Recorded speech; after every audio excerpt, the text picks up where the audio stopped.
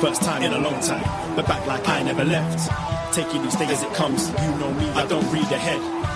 Watch me burn down everything, BDE on the TV set. When I'm in control on the road, you can never really know what's up next.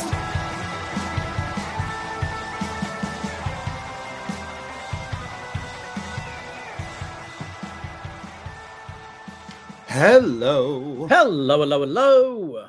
Braden Herrington here with Davie Portman for upNXT. You found us at whatever podcast app you choose to use at postwrestling.com, and it's Tuesday, 9:36 p.m., which means we are live on youtube.com/postwrestling. Hello, YouTube. How are we doing? Hello, all the postmarks out there and all the NXT friends worldwide, maybe listening, watching here. We're a little early because in our world of Canada, where we reside, we got a thing called Netflix, WWE on the netty, the Netflix and chill, which means we were done NXT early.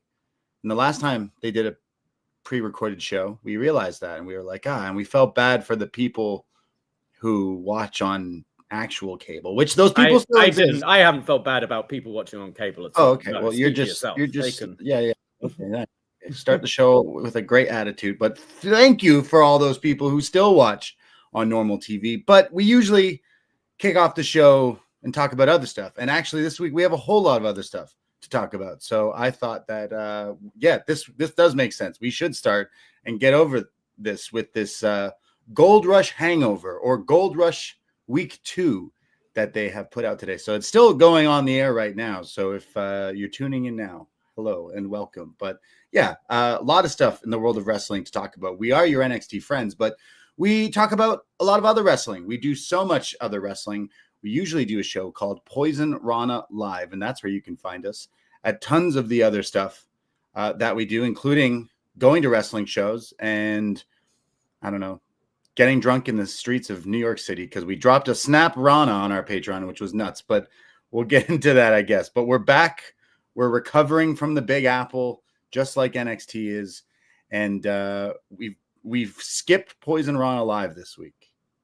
Yeah, we'll start off, do a few plugs, and then we'll get into our thoughts on AEW Full Gear, because we were there live. We went to the show, went to the press conference after. It was a very late night. It kind of threw off our plans a little bit with recording. So we're going to spend the first 20, 30 minutes of the show giving our thoughts on that, doing our usual plugs, maybe talk a little bit about what happened on Raw and the build to Survivor Series, and then we'll be getting into our NXT podcast. So hopefully by probably around 10 past 10, we'll be talking about NXT if you are tuning in just for that. And if you are listening to just the audio version, you should have the timestamps there as well.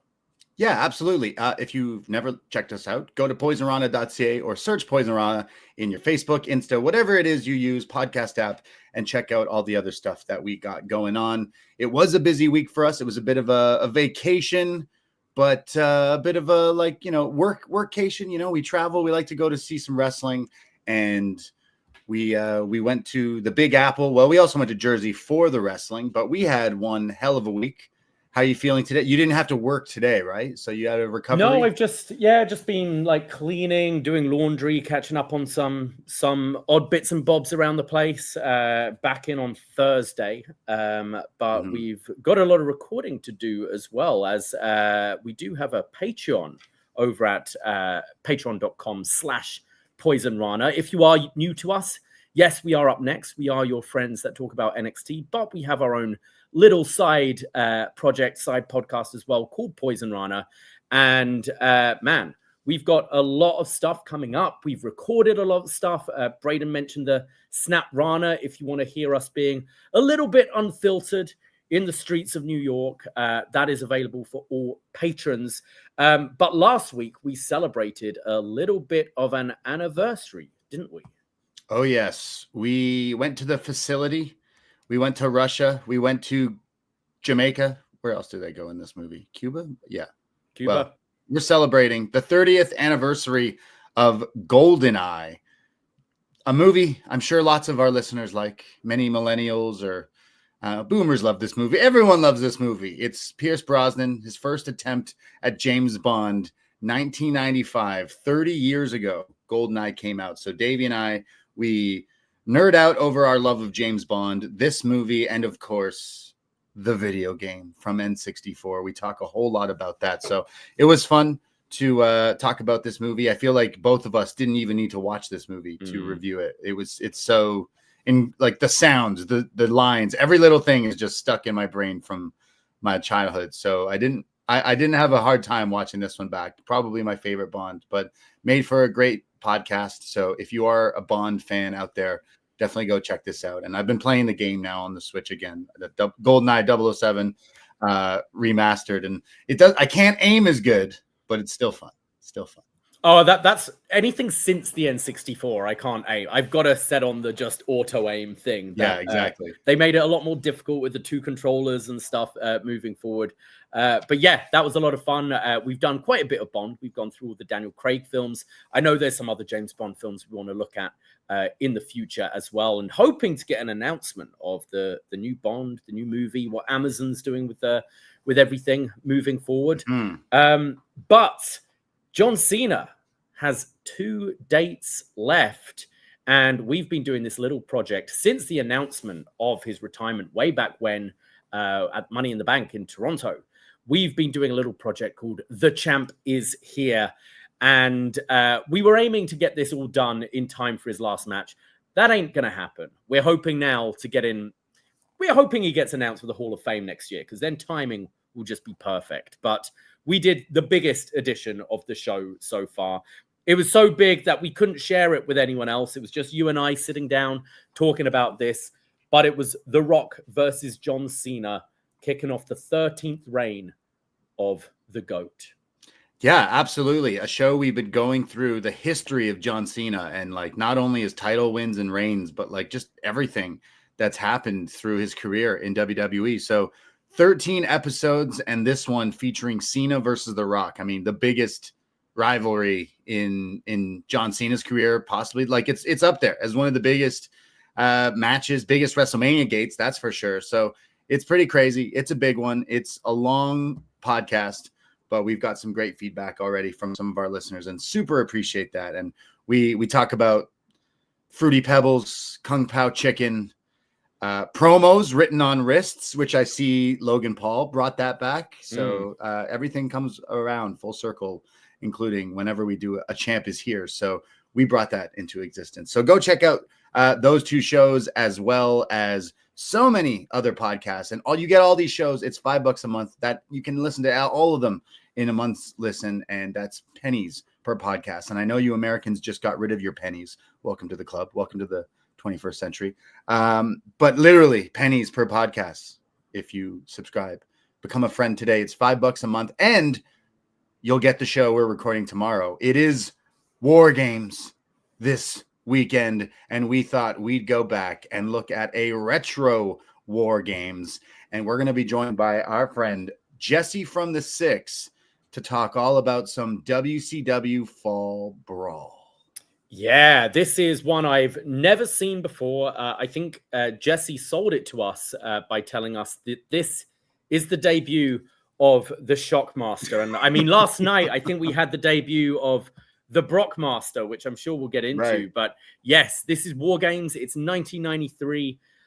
What have we got here? We've got, I don't even know some of these people. Davey Boy Smith, Sting, Shockmaster. We've got Vader, Sid Vicious, Dustin Rhodes, yes.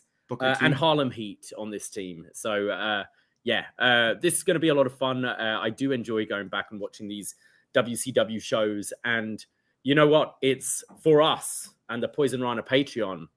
It is the return of Ice Train. Oh, big fan of Ice Train. Yes, we're going to talk about some Ice Train.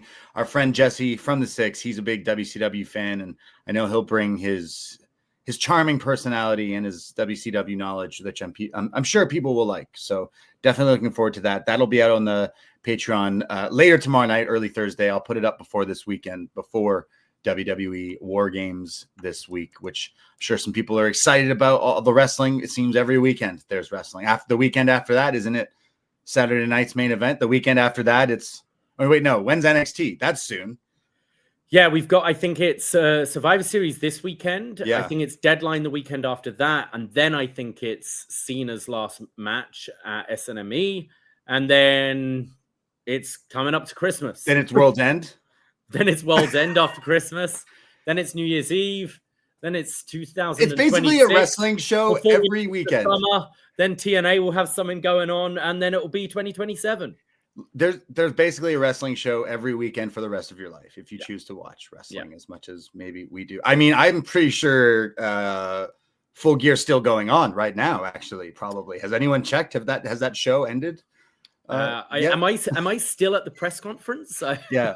What time is it? What year is it right now? But yeah, the wrestling never stops. Whether you catch up with everything, whether you get the bits and bobs, maybe like we do, or you just listen through us and that's how you watch, but appreciate. So check us out. Patreon.com/Poisonrana. $5 a month to get so many different wrestling reviews, movie reviews, and so much more. But if you're like, $5, it's just so much. I can't, economy, our tariffs. I totally get it. But just search Poisonrana in your podcast app or at YouTube and give us a follow. And there's tons of free content that we'll provide to you. In fact, I might throw up a Champ is Here retro one from maybe a few months ago out on the free feed this week. So keep your eyes peeled on the socials and go give us a follow if you haven't already. Well, let's talk a little bit about AEW Full Gear. We were there in Newark, New Jersey, beautiful Newark.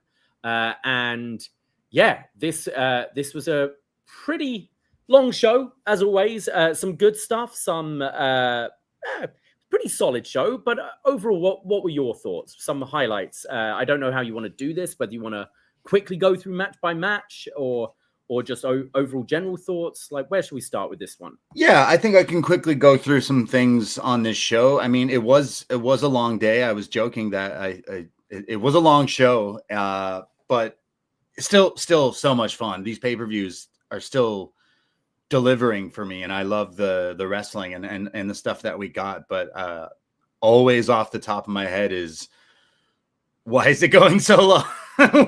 why is the main event starting at 12:02 a.m. in the morning? Why am I watching so many young families leave early? And like, I think if there was over 10,000 people there, I think maybe 1,000 to 2,000 people left before the main event, just because of the trains shutting down and for people with kids and stuff. So it wasn't just us that were like, oh boy, this is a little late for a main event. And I would say my main and maybe only one criticism of the show is main event starting after 12. Do we need to do it that way? I've been to long shows. We went to All In, and you know what? That was during the day. And for some reason, that didn't feel long at all. I'll tell you, WrestleMania 35, which was also in Newark, right? That felt like it was 3 days long. And I'm pretty sure All In was longer than that. I don't know the lengths and all that stuff, but Full Gear, this one felt very, very long. And I'm talking, we watched from the beginning of the like pre-show to the very end. And again, the main event started at 12:00 something in the morning, and I remember trying to just like psych myself up for this match that I'm excited to watch, while I'm literally physically watching people leave because of you see like this guy with his like 4 kids in front of us, like, we gotta go, I'm sorry. And it's like, I love wrestling, but you got to pick and choose how much wrestling you do love, because I just felt like it was long. It was really long. And my only critique is like, does everyone need to be on the show? Yeah, I think now it was interesting at the press conference, Tony Khan said that they're contracted to deliver 3 hours, 45 minutes. And because someone kind of disguised a complaint as a question, I felt at the thing, being like, hey, these are going long. And do you think about this? And Tony Khan basically said, I feel we can get away with it on Saturdays. Sundays, not so much, but the East Coast is something he does consider with these shows starting late and that kind of thing. I think a 4-hour show is fine. And I do think we've said this about movies before. You can watch a 90-minute movie that feels like 3 hours, or you could watch a 3-hour movie that feels like 90 minutes. At the end of the day, it is about quality and pacing throughout it. Now, I do think there were a few matches in the middle of this card that felt like they had 5 minutes too long. And it's great. Like, I think Khan as a booker doesn't want people to feel shortchanged, but there is something in having, I'm not saying a speed match, but something just clock in, like a little quick palate cleanser, and it's 5 minutes in and out, and they can have more to do on Dynamite or whatever. But it felt, we had this, like, what was this? 10 matches on the main card, I think, and 4 on the pre with the, 9 matches main card, but the Okada Takeshita trios match kind of going over into the main show, which I liked. I think's a cool little thing they've done the last couple of pay-per-views. But it is, I felt Mercedes and Statlander suffered because of it. I think they pulled the crowd back into it by the end of that match. But by the time it was the main event, it's a main event where cage matches aren't necessarily the most interesting matches to watch in person because of sightlines and things like that. I also think a lot of people were not expecting a title change. And I thought it was, time aside, I thought it was a little underwhelming as a main event from what I expect from these two. The visual of Joe covered in blood and holding the title was fantastic, but I don't think the match did anything to kind of grab this audience that were still there. I think, 3 hours 45, if that's what they're contracted to, 4 hours, I think that's perfectly fine. But you do feel the fatigue as it goes on. And you do find yourself in certain matches going, well, I know I have 3 more matches, so I'm going to try and conserve myself and save myself for them. So it is an issue. I don't see it necessarily changing. This show starting a couple of hours earlier would have helped a lot. We commented on that at the All Out one about those 3 shows back to back, about how those earlier starts really helped with the energy and things. But yeah, I don't think on paper this was the most interesting card. It felt a bit like Backlash. It was a lot of rematches. It's a lot of feuds we've seen. We've got Kyle versus Mark Briscoe, part 6. We've got Joe v Hangman 2. We've got Statlander Mercedes 3. We've got Kyle v Mox, 3, 4. So there's a lot of matches on this thing where they are repeats, and there's not necessarily that dream match that these cards often have as well.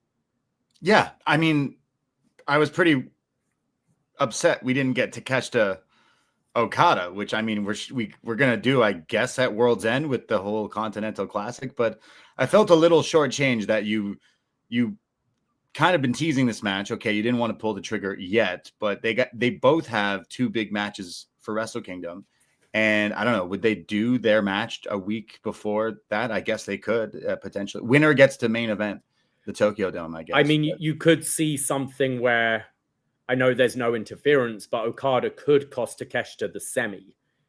Because if it's the same as last year, it's the semi and the final is on World's End. So therefore, you wouldn't even be advertising this match. You're advertising the potential of the match, but you might not even get that match at World's End. I could see Okada maybe costing Takeshita the semi and then going on to win. But there's no interference. Whatever. What belt is this even for? It's for one of them, right? Yeah. I was really looking forward to that. Sure, I was bummed it wasn't announced, but the card was still fine. It wasn't anything that I was like, oh my God, I have to, this is going to be the one. Nothing necessarily, but overall was genuinely excited for this. But I was wishing for that match. So I'm wondering if Chicago does get it, or they prolong it even longer to like the springtime Revolution or something, which they haven't quite announced yet. But I'll quickly go through some thoughts. Like I was happy. I went to New York and I couldn't find, and apparently it is in Toronto, I couldn't find the Rizzler Arizona iced tea, but at least we got the Rizzler coming out with Boom and Doom, because Rizzler's a draw. And for some reason, I've been at all of these guys' appearances in AEW live, so it's really bizarre. But I'm just, every time I'm there, I got to be there for their wrestling. So you had the Rizzler come out with a cape for some reason. I guess he was also in New York to meet Hasbullah, as the internet is going nuts over that. But Big Justice, which is the kid, which is Big Boom AJ's kid, hitting the cleanest diamond. Is it a double chunk chocolate cookie cutter? This was good. This kid, it was kind was of a cross good. Between a stunner and a cutter. He did like the kick setup and a bit more of a jump than you normally see with the diamond cutter version, but looked pretty good. It was pretty funny. That got a giant pop out, and I was like, oh man, they got the kid now, because the Trent pushed the kid the last time, then he made fun of his mom, and then he pushed him again this time.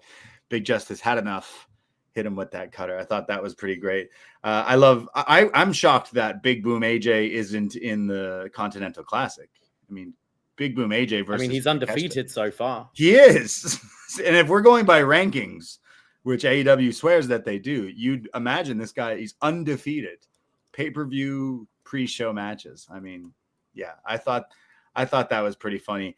What else did we... Well, the pre-show had a bunch of people on it. We literally blinked and we missed Eddie Kingston and Hook completely with the Workhorsemen, because that went like a minute long or something. So, yeah. And then the Bang Bang Gang, they also won some money as well. So yeah, they won $200,000. Good for them. Nice. They said they're going to invest it, I think. Yes. They said they're going to turn it into $2 million by a month. So we'll see. But yeah. I wanted to ask Tony Khan a question at the media presser. Are you actually giving them this much money? Yeah. I think he should. I really think he should. Yeah. You should. Live the gimmick, brother. Work yourself into a shoot, or the other way around. We kind of missed that Workhorseman match, but then the trios match, you said, that kind of got shoved into the beginning of the show, where Okada, feeling like an Attitude Era wrestler, showing up late to his match. I loved it. I think they're building this Okada character up so well, and showing up halfway through the match, waiting for the actual pay-per-view to start, the pyro going off, his entrance while the match is still going on.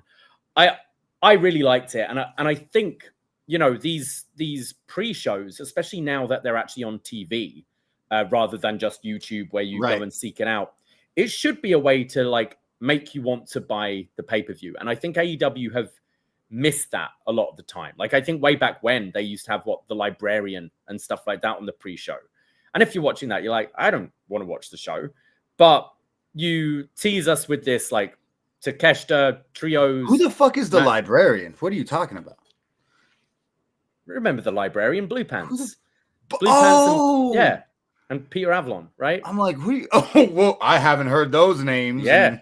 That's how they used to do the pre-shows. And is that making you want to buy the pay-per-view? I completely forgot about But you're watching this like trios match for the CMLL trios titles, and then there's the tease of Okada coming, and like I think maybe like it's a better job than it would be otherwise, trying to get people, try to draw in those last few people where you might be like, you know what, I'm not going out tonight.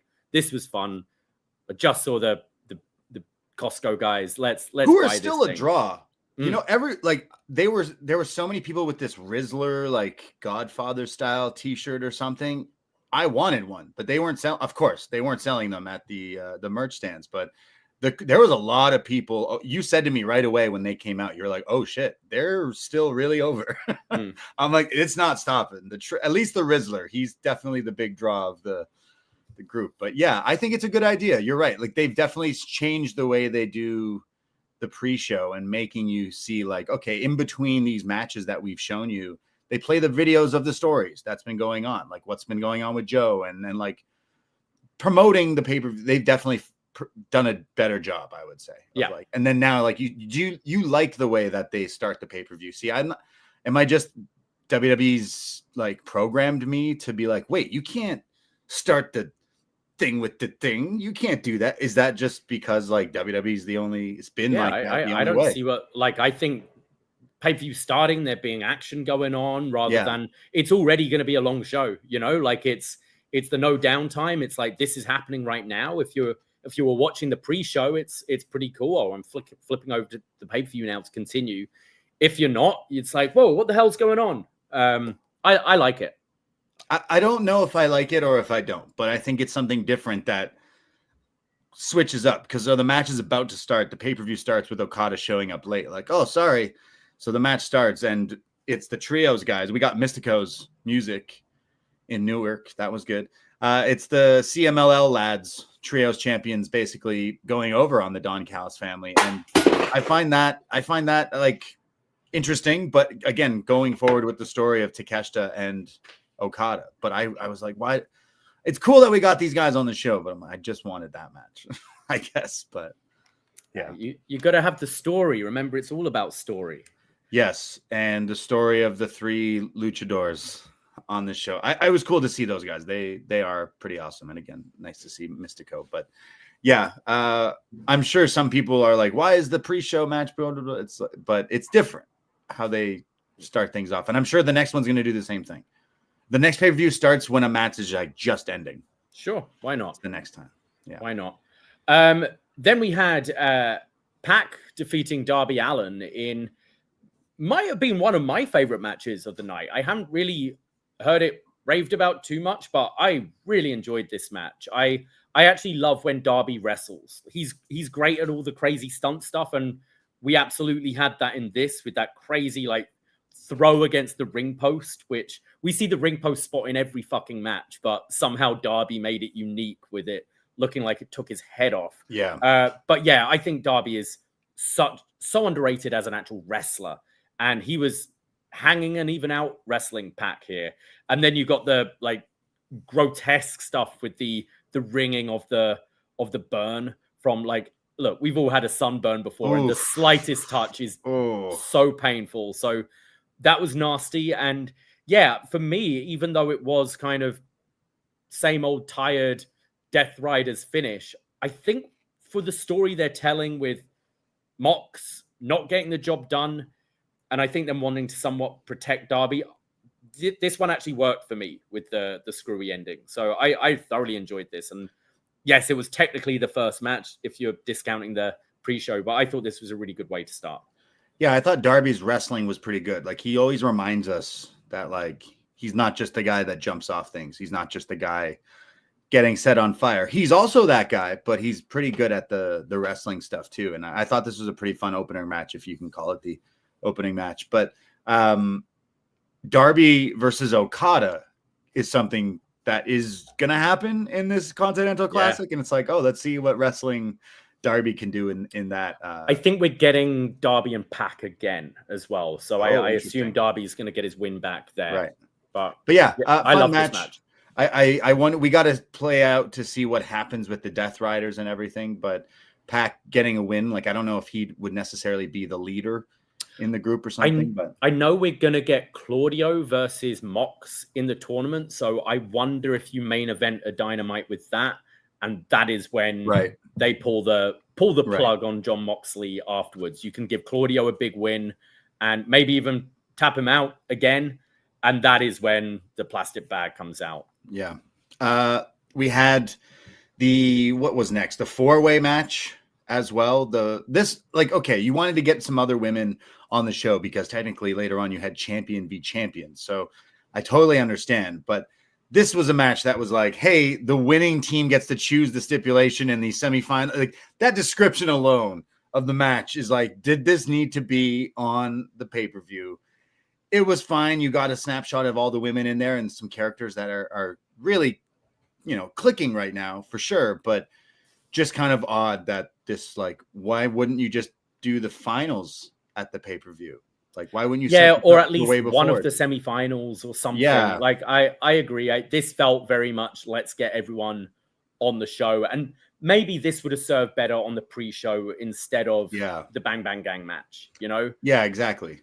Yeah. So again, there was cool stuff. Again, like all the characters, but just felt sort of out of place. And like, as far as importance goes, it was like, okay, well, stipulation is picked now from the Timeless Love Bombs, which is a good name. But we had FTR versus Brodito, and FTR becoming 3-time AEW tag team champions. I wonder if Stokely finally going to get some hose, but this was a hell of a tag team match. I think as we all were expecting. Probably my match of the night on this show. I'm not quite sure which one I like better, but there were a few other matches that come to mind I'll get to. But this was lit. We had some great hope spots from both sides, and I thought the chemistry worked. I mean, the chemistry of Brodito is unmatched in 2025 of how these guys got together and everything. But I thought they worked really well with FTR, with some of the crazy moves that they were all coming out with. But yeah, this was pretty fun. Yeah, I think this might have been the loudest the crowd were with some of those. It was Bandito, especially his kickouts, like taking every single move towards the end there, and the crowd were getting louder and louder on every kick out. FTR are just fantastic. How many great tag team matches have they had with so many different opponents at this point? Like the Brodito run was great. Are these guys in the Continental Classic this year? Oh, true. Are they going to stay just a tag team? Right. I wonder, but because I think obviously Bandito is the ROH champion right now, but I see they're not in the tournament this year. But I see big singles runs for both guys. But yeah, you could keep them as a tag for a little bit. It's working. I thought this was great. I think FTR back as champions makes a lot of sense. Not saying this is the end of Brodito. I think we should go back to that eventually. They become pretty much like a favorite team to people in AEW. It's the most personality we've got out of both of them. Yeah, right? These two together, which it seems on paper a weird mix, but this has got so much more out of Brody King in just a few months than House of Darkness. What were they? House of Black ever did. The Dogs. What were they called? Yeah. No, that was the other group. I think they're awesome, and I would keep them in the tag team division. FTR, now you can open up that can of worms and go back to Copeland and Christian down the line. I know that Dax has been really high on Jet Speed as a tag team. We could go back to that eventually. Like, they worked well with them, but there's so many different options. But Brodito shouldn't not be a team. Like, I like them as a team as well, but this was some great wrestling, and I think I like FTR winning going forward with some fresh stuff. But yeah, thought that match was awesome. We had the Casino Gauntlet for the new title. That's right, another title, the inaugural AEW National Championship, and Ricochet being the one to win this by pinning Kevin Knight. But we had some other people in this match, including Mark Davis, Bobby Lashley. Mark Davis looked the best Mark Davis has looked since not being in the tag team, I thought, for sure. We had Garcia, Orange Cassidy, Wheeler, Roddy, Speedball, Daddy Magic, and Claudio as well in this. But fun Casino Gauntlet as it usually is. Yeah, I always enjoy these matches. I think they had some fun with, Hurt Syndicate all starting off at the beginning and Ricochet trying to join them. And then you had the Death Rider after Death Rider after Death Rider. I thought they had some fun playing with that. I think as compared to the other gauntlets, this might be my least favorite of them. And I think part of it is these gauntlets are fun because you have that Royal Rumble element, and wrestling fans like surprises. Now you're creating a title, the national title, which is meant to be like the interpromotional championship, right? They said this is going to be on ROH, New Japan, CMLL, the Indies, and AEW. You could have had at least one person from one of those other companies to bring in, some name from the Indies, something to get that surprise pop and make it feel more like this should have felt, in my opinion, like an interpromotional gauntlet. Instead, it felt like a way of continuing this never-ending story of the Hurt Syndicate versus the Demand, which doesn't seem to be going away. Bobby's got to win over Ricochet, right? Like, so we'll probably have that singles match again for this title. And I can't say that feud does anything for me. And I enjoy both. Like, I've been really enjoying Ricochet as a heel. I think he's a good choice for this, and hopefully we do see him defend this elsewhere, because I really want this title to feel different from the rest. If there's no point bringing another championship just to give someone something to hold. If this is legit, unlike last time when they said they do this with the All Atlantic, if this is a title that's going to be defended on all these different shows, do it and stick with that. But I thought the the gauntlet lacked that for me.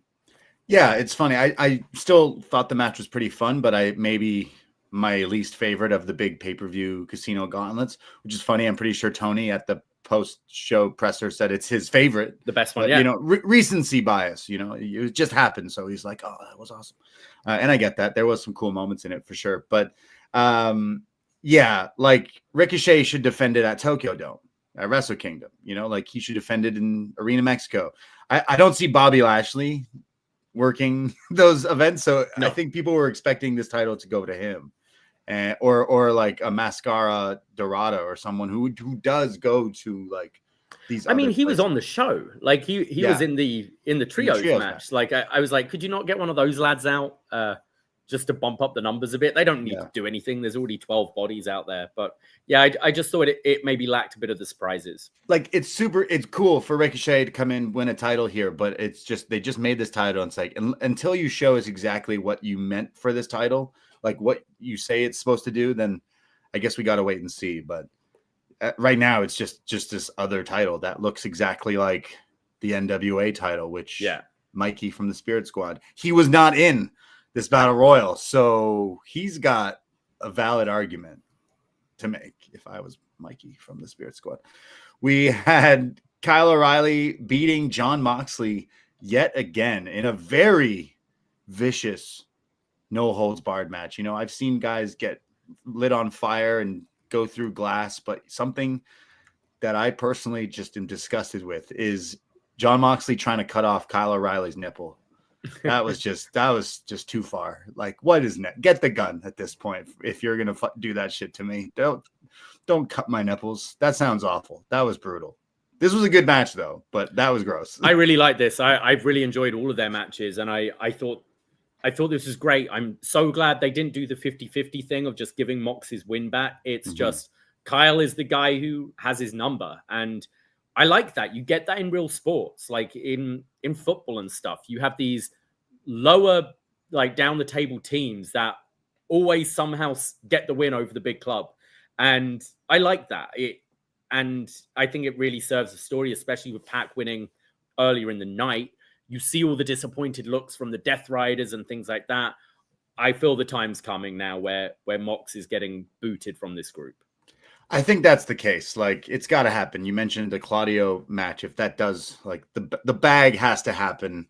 And I thought it was going to happen here. We thought it was going to happen even last week with Blood and Guts and everything. But this was still a lot of fun. Like I said, it got really violent and everything. But Kyle O'Reilly is someone we followed for so many years. And, like, I think wrestling fans were like, yeah, we love you. And you're great as you've been putting tag teams and kind of, you know, never really the main event. I know he dabbled with that in NXT a little bit, as we talked about in the past. But it was cool seeing him get this big singles match with Jon Moxley on the pay-per-view. Yeah. Look how disappointed they look in him there. It's coming. Yeah. Moxley, count your days for sure. That bag going over his head. We then had Mark Briscoe defeating Carl Fletcher, winning the TNT Championship, and Orange Cassidy gifting him the new version of the title, which looks really nice with the white camo on it. And just disappointed we never got that pink title for Kyle. But another great match between these two. Tony at the presser did tease. He's like, oh, what? They're 3 apiece now. Like, we can hold off from the rubber match for a year or so. I think it's time to move on a little bit from this. But these two have had great matches. And I actually think Briscoe's had a great run recently. The Taxon Tables match All Out might have been my favorite match on that show. So yeah, you said it was. Yeah. And I thought this kind of continued that. And just you hear Mark Briscoe talking at the presser after. It's like, man, how can you not just love this guy? Just seems like the nicest fucking guy in wrestling. Oh, I mean, I think this is my favorite one between these two. Like, it got very violent and very aggressive. They were throwing these like little, you know, cheap ladders at each other, and then they pulled out real big giant ladders and they were using those. Like, they were using all sorts of weird weapons. Screwdriver. Yeah. Okay. So the screwdriver is nuts. Me and some friends were talking about that. Like, how fucked up is that? I was screaming at you. Like, he can't do that brain buster to that screwdriver. That would be the nastiest, most insane bump maybe ever. You could physically kill someone. So his move is the drop brainbuster, the El Generico, Takeshita Fletcher brainbuster to the turnbuckle. But he put the screwdriver through it so it points upward. If you were to brainbuster someone onto a screwdriver, like this is some Mortal Kombat shit, this would kill someone. I've said this before. I hate the screwdriver. I hated the scissors that were being used by Ricochet. I hate anything that would kill you. The sledgehammer, I think, is stupid. Yeah. Like smacking someone in the back with a chair, sure, that's going to hurt. Like certain things are going to, brass knucks even. You're getting knocked out. You're not necessarily dying. But screwdriver to the head is how you kill zombies, right? Like it will kill you. Wrestling match. You're like, it's not going to knock you out. It's going to penetrate your skull, pierce your brain, and you will be dead. So I always find those kind of weapons ridiculous. It kind of takes me out of it. But on the flip side, I do like feeling something when I'm watching something, and just teasing this move made me feel all kinds of gross, and therefore bravo, job done. Just don't do it. Don't actually brainbuster a person on the street. He might, please. Like that. That's he's trying to work. He's trying to work it out, isn't he? He's trying to work out how is this possible. It's like, could I do this to someone? And if I did, how would they not die from taking this? Even if you were to use your hand to block this, there's a potential of like just get it your hand going through. Like, oh, this thing. Oh my god! Even the ref was just the funniest thing. So I've watched this clip back a few times because it stuck with me. It's disgusting. So again, they have done their job. Even the ref is like, well, shit, it's no holds barred, no, do whatever you want, man. It's Jersey. Just go fucking nuts, man. And they did. Then there was the table with the barbed wire. Yeah. And then the J driller. Yeah. I thought this was fantastic. It was either this or the Brodito tag was my match tonight. I thought these two were so much fun here, but wow. That is crazy. No one on the indies attempt that screwdriver brainbuster spot. Please. Love of God, don't. But yeah, awesome match. Really excited for Mark Briscoe. TNT title run could be so much fun with all these different defenses on TV and everything. And Fletcher, I think he's above that now. And they've already promoted for Dynamite Fletcher versus Okada, which is nuts for tomorrow night. It's like that should have been on the pay-per-view. But anyways, I thought Briscoe and Fletcher had an awesome match. And like I said, I think the best in the series. Do you see him beating Okada tomorrow? Because he beat him last year, right? In the CC. Oh, is that what happened last year? I could see it happening again. Well, wait, if Okada gets pinned, doesn't he lose the title right away? No, he's the winner of the tournament wins the title. Right. Yeah. Okay. Although it's still not clear because it's for the Continental Championship, which has been unified. So what does that mean to the unified title? It was a question I really wanted to ask at the presser, but didn't get the chance. But yeah, that's a little murky. And it's something that this is like in North America, the most grueling tournament in wrestling. And it's for your, third championship? I wish it was for something bigger. Like, I feel the Owen and this should be switched around. But that being said, this time of year, where, wrestling tends to be on a bit of a backseat, that's when it's cool to have these matches. And this is the time of year where I tune into Collision a bit more to watch the CC. So I don't know. I just wish it was for something a little bigger.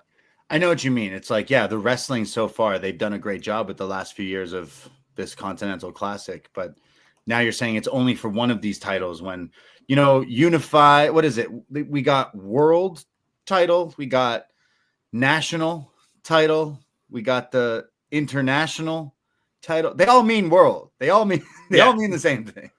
Except for national, which just means or is it international? No, the national championship is the new one. Then wait, and national means US or the country it resides in. Yet that is the one being defended all over the world. So wait, what's the title that Okada is putting on the line in this tournament then? The Continental. So how does it work? The winner of this tournament faces Okada? No, the winner of the tournament wins the title. Okay. But so Okada doesn't need to be in the finals. No. Okada doesn't need to be. He can lose it in the semis. He could be. But then doesn't the person who beat him become the champion then? No. Okay. No. Just checking. Because think last year, like Fletcher beat him, and Okada walked in as champion and walked out as champion. Got you. Okay. Yeah. Right. So that sounds awesome. I'm assuming it leads to Takeshita Okada at World's End, which I'm mad we didn't get at this one, but at least we're gonna get. So that should be awesome. Flair has a sale on right now if you wanted to go to Hoffman Estates on the 27th of December. Okay, I think, but it sounds like a good match. But Chris Statlander defeating Mercedes Moné to retain the AEW Women's World Championship.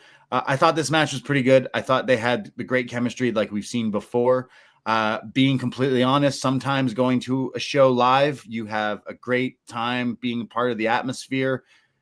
Sometimes you have drunk a-holes behind you, and that was the case for this match. Davey and I were for the whole show, but this one was tough. Specifically, this one, shocker, drunk dudes talking about other stupid, offensive shit during women's match. But even in media sections, which, hey, I'm pretty sure they were friends of some photographer. So don't bring those people ever again, because sometimes the people you give those free tickets to don't actually want to be there. They were talking about everything but the wrestling. Like they were talking about getting their train and this is going long. We're going to miss our train, which is fine. But like, it was more than that. It was on and on. They were talking about Eddie Murphy's new show on Netflix. They were talking about what items they take to a cookout. Like all this stuff had nothing to do with what we're watching, and is loud and in our ears and in the most annoying fucking voices I've heard. We started talking like we were tempted to say something, but instead we were just like loudly voicing our frustration. And when they got up to leave during the main event, we were like, thank fuck. I started clapping, and other people were like, oh, fuck, thank God. Some lady was like, hey, shh. And they were like, oh, we're being shushed. And that's when I was like, fuck, now I can't. There's like a bunch of them. They're going to jump on me if I start going off. But they were so annoying. And specifically, it's always, wrestling fans, we get a bad rap, rightfully so. Every time I've been at AEW, it's always during the women's matches where these fucking people just say offensive shit out loud. It's like they're in their living room, and it annoys the shit out of me. And I haven't had time to go back and rewatch this pay-per-view. I don't necessarily always do, but this match was kind of ruined because of this live experience with these people. So I'm sure it was a good match. I really still enjoyed some of the wrestling, but I was struggling at this point. I haven't watched this one back. We were there at Full Gear last year for their first one, which I loved. And then they had the rematch. Was it at World's End, which some people thought was better? I think I had a bit of live bias where I preferred the first one, but two really good matches a year ago, closing out the year. Now this one, I don't know if it was, certainly those guys behind us were a factor.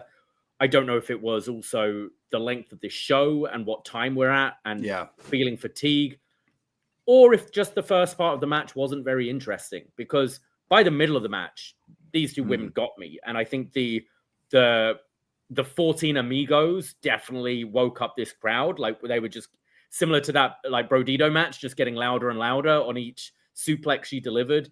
And I thought by the end, they had a really good match. Now, beginning, I'd have to go back and watch and be like, is it outside factors or was the work just maybe not the most interesting to start with? But yeah, it's still, I'm finding the Statlander run still a little bit weird. Like I like Statlander, but I don't feel there's been this like groundswell of support where she should now be at this level right now.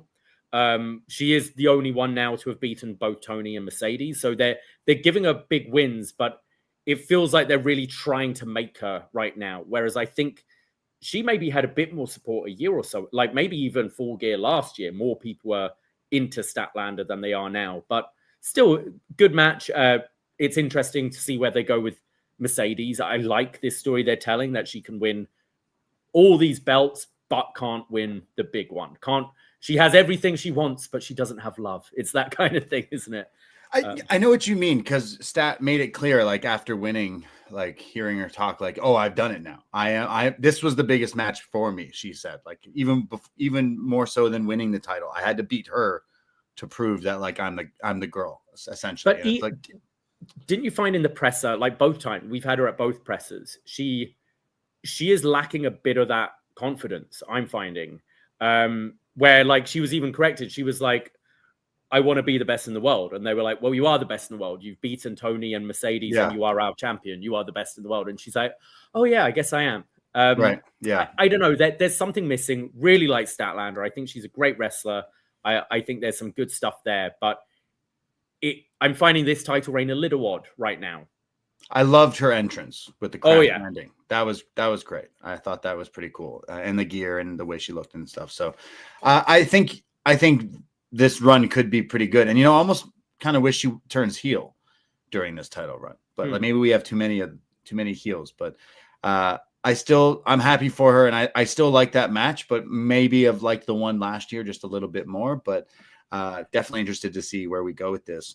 Something also interesting was some photos after the match, I guess, or maybe the next day, but posted on social media from Bayley, who was seen hanging out in Newark on Saturday with. She taught her the Bayley to belly, didn't she? That's right. So maybe that's a match we get in a few months in 2026. Statlander versus Bayley.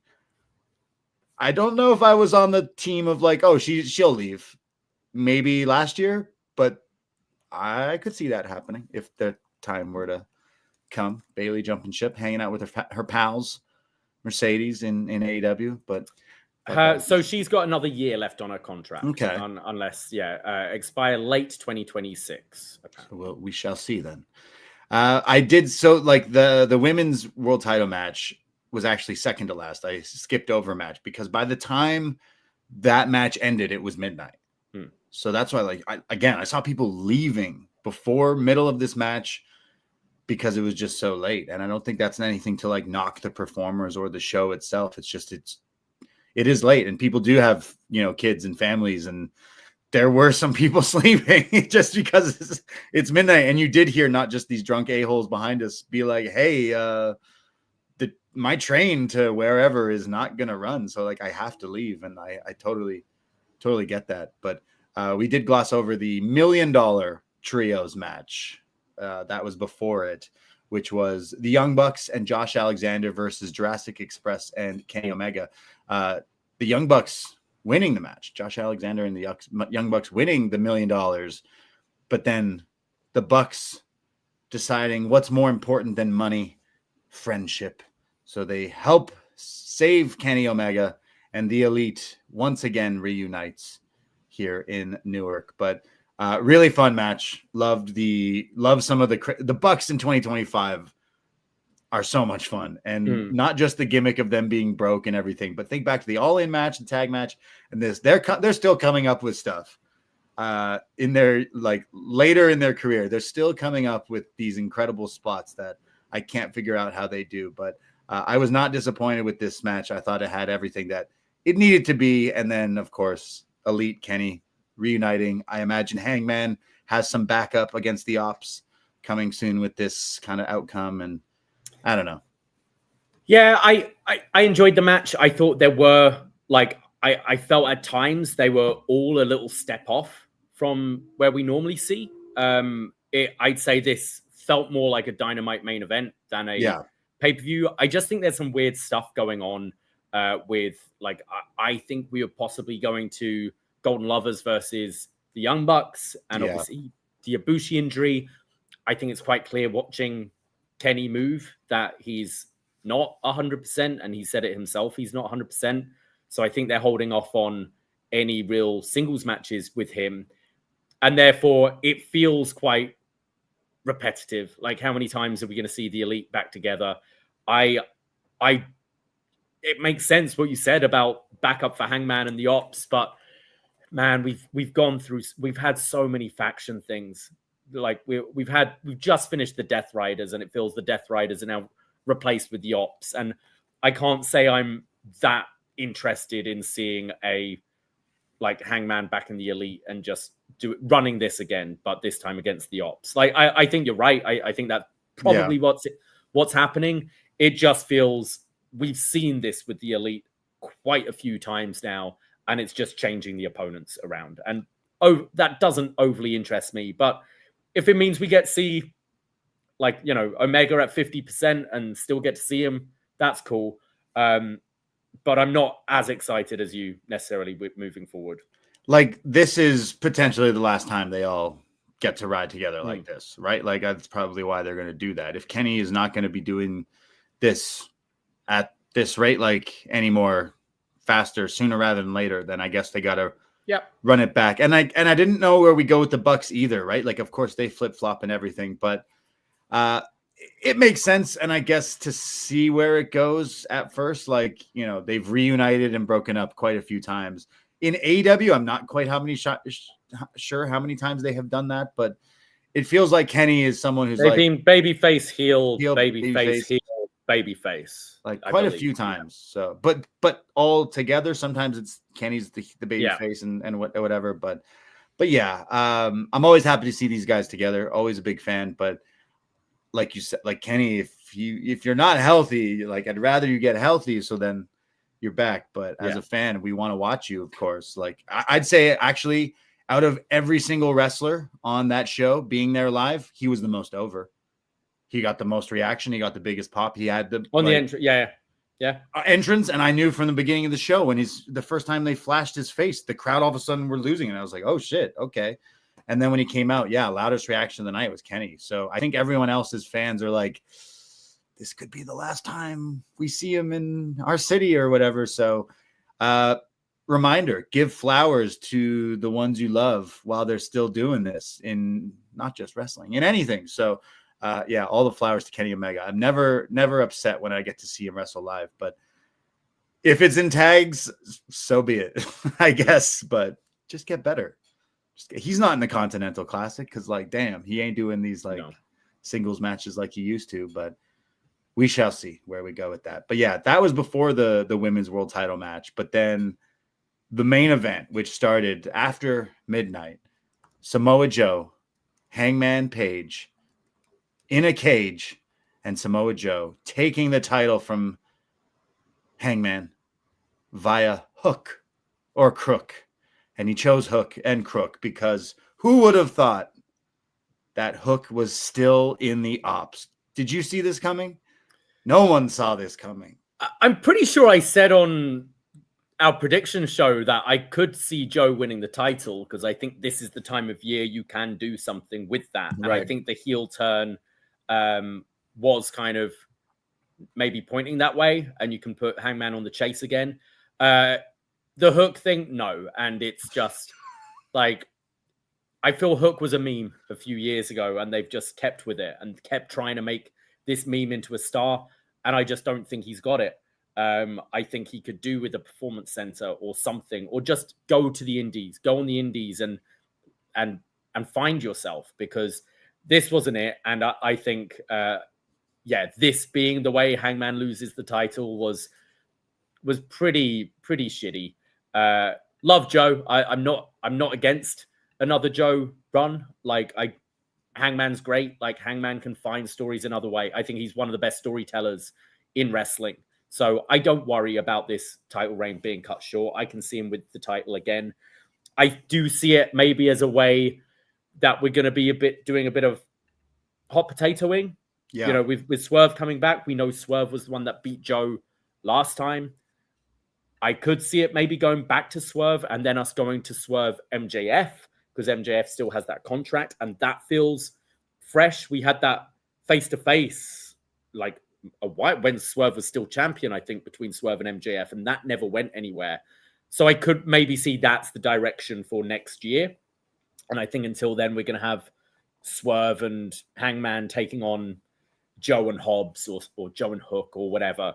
As I said earlier, I thought the match was fine. I think I expect a lot more from Hangman Page in these kind of matches, and Joe. I just thought it was a little plodding for this time in the night and for a world championship match. And there was blood, which is always cool. Like Joe looked like a fucking badass, but the match didn't do anything for me. I think one of the weakest AEW main events. And I'm saying that as a huge Hangman fan and Samoa Joe fan.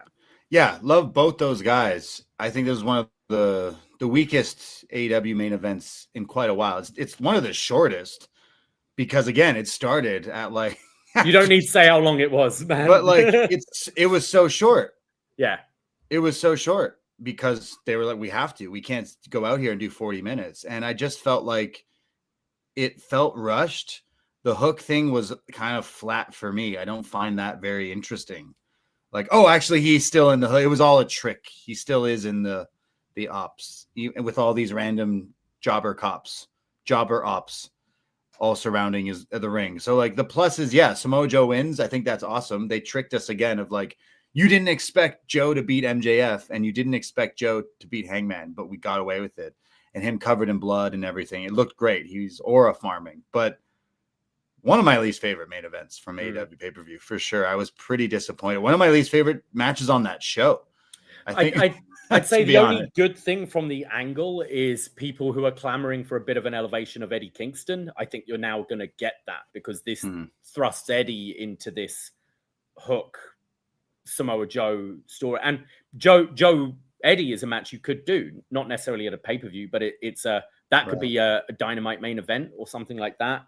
They are going back to New York, aren't they, in a few weeks? So that could maybe be something you build because maybe we'll start seeing Eddie on Dynamite again rather than in 1 minute 15 pre-show matches. Yeah, like I feel like it's a short reign. Like Hangman's second reign seems just as long or as short as his first reign. Yeah. Now, obviously, there's way more juice. There's way more interest in the story of Hangman chasing for the title.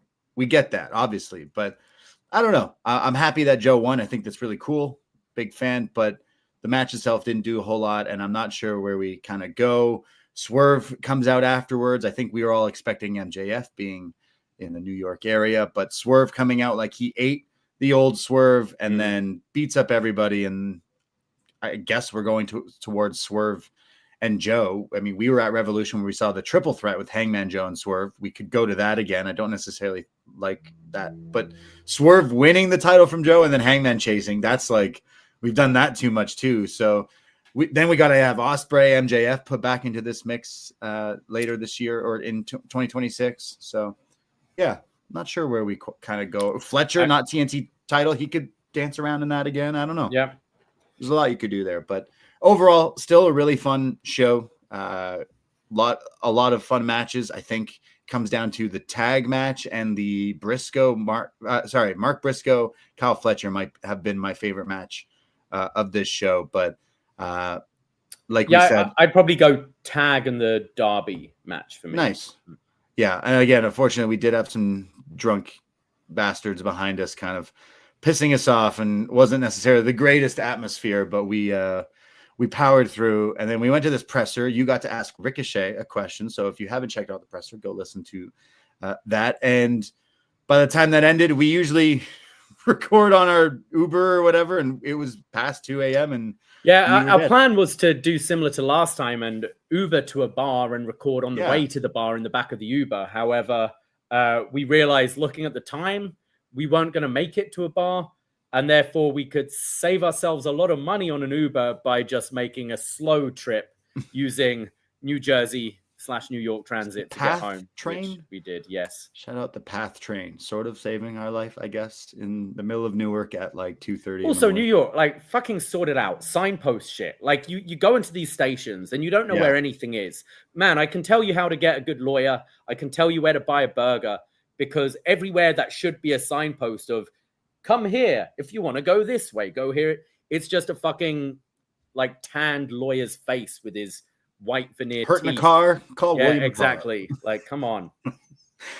We made it though, but we were dead on this train, and then we made it back in the city, and it was an excruciating long day, but it was so much fun. Don't get me wrong, but like, oh man, like I couldn't imagine certain people got to go even further than that. So really love the show. And as I said off the top, it's only just, I will say though, at this point, you know what you're getting into. If you watch AEW, sure, you know this show is going to go 4.5 hours, but still sucks. But yeah, like I felt this one was testing me. I felt like 12:30 something when it's ending. I'm like, that's a little pushing it. All In felt long, and I think it was longer technically, but it was during the day. I think it was the same. It doesn't count. No, it was 5. I think it went 5. Yeah. If it's during the day, it's during the day. You're already here. What else do you got? You got a night to go sleep or go out. But yeah, still a fun show. Looking forward to the Continental Classic. Looking forward to World's End and then what's to come in 2026. I know they haven't announced some of the other pay-per-views, but I'm sure we'll try to go to some. especially Wembley for All In. Who knows what that main event could be? It could be Swerve, Ospreay, MJF. Who knows? But fun stuff with Full Gear. But we had a busy week.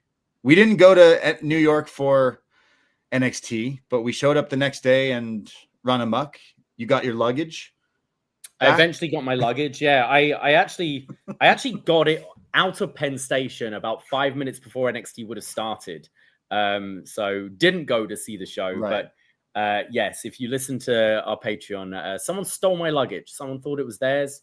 It was like, this bag will do. I better take that. And so I didn't have my luggage for a good day. So that was kind of shitty. But so I had to just run into a Target and buy whatever I could find for that night. Yeah. We love a good Target, us being Canadians. Didn't work out here when they tried it. But yeah, we did a little Snap-rana on our Patreon, and some you got to listen to it because we're very inebriated, but it's very funny. We talk about your stolen luggage. We talk about some of the bars and some of the adventures we got up to this week. What about some of the good food you had? What did we eat this week that you would recommend? You took me to a steak place. We ate way too much steak. Oh boy, that a human living man, red-blooded human being should eat. Hey, anyways. If you go to New York, if you live in New York, Legacy, Legasea, as in the ocean, the sea. All you can eat steak for $55 Sundays and Mondays, and it was pretty damn good. We ate a lot of steak. We ate a lot of steak. That was good. We bar hopped, went to all these different dive bars. You got to shout out Rudy's, the king bar of New York. Like Hell's Kitchen, Rudy's. Cheap drinks, great staff, and free hot dogs. And man, you cannot go wrong. We went to the Today. What show did we go to? We saw Stephen Colbert. The Tonight Show. No, the Late Show. The Late Stephen Show. Colbert, our new best friend, Senator Elizabeth Warren. She was fantastic. And then we went to Comedy Cellar, and in our surprise, a drunk Dave Chappelle showed up and did about 20 minutes on Clinton and Trump. So that was a lot of fun. If you want to hear it all, sign up to our Patreon. Patreon.com/PoisonRana. That show is available for all patrons, friends, and family, as well as all the other shows like we mentioned. Check it out while you're listening right now. It's only $5 to become a friend for a whole month's access. And we have so many shows, including that Snap-Rana. Apparently, our friend John Pollock, big fan, said he was listening the other day. He probably thought we said the word lesbians too much. Yeah. Yeah, he didn't comment. He just said, I am listening to this. I was like, oh, dear. No, that usually means he likes it. That's usually, hopefully. But yes, very excited. Jake in the chat says, can't wait for the next Behind the BDE. Yes, it'll be rowdy for sure with all our tales from New York. But shout out New York City. Shout out any listeners. I got to give some stickers to some people. Also, shout out Chris Leone and Fire Frank as well. Had fun at the American Dream Mall GCW show and got to meet some listeners, and I always appreciate the love. I like it. People see me and they go, oh, the frog. It works. So now I'm just the frog guy at these wrestling shows, and that's okay. I like that. Appreciate everyone out there being a frog. But now we can talk about some NXT. Let's do it. Someone's like, thank fuck. Finally, guys. I don't care about your New York or your AEW. I just want to know what happened on Gold Rush Week 2 from Madison Square Garden Theater in New York City. And you know what? We're going to tell you what happened, and we're going to give our thoughts on it right now. But I'm seeing someone else in the chat. Rays said he had no idea about watching it early. He was watching it on the CW like a chump, just watching it with commercials. Those same commercials like William Mattar hurt in the car and whatever else that we saw in New York.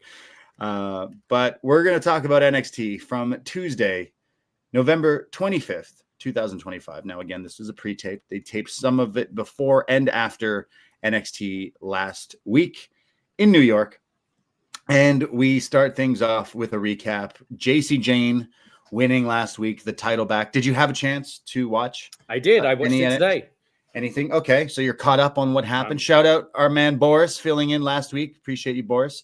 Even with some technical difficulty, we still got the job done. But any quick thoughts off of week one? Yeah, I didn't think we were expecting. We predicted a Jacy Jayne win. I didn't particularly like how they did it. I think we've all been waiting for the culling to turn on Tatum. Yeah, but by the time it happened, it felt like a turn for the sake of a turn.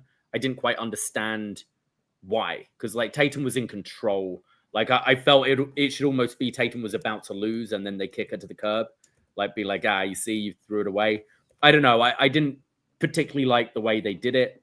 And yeah, I'm trying to think what else was on the show. I actually think I enjoyed this week's more. I think I may have too. I don't know. Maybe I think this week was quite like there was a lot of like fresh stuff. I thought for NXT with the Evolve matches and with that Knockouts 3-way. I think I enjoyed this week's a lot more actually.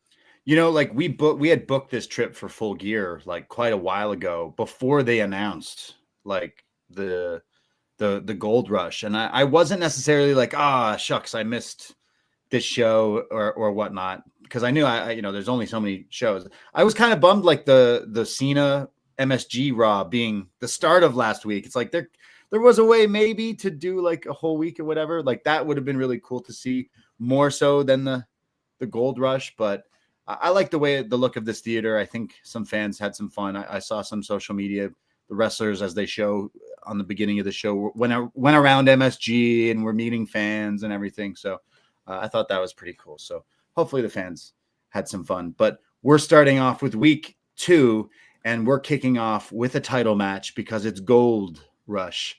And this is the Evolve World Championship.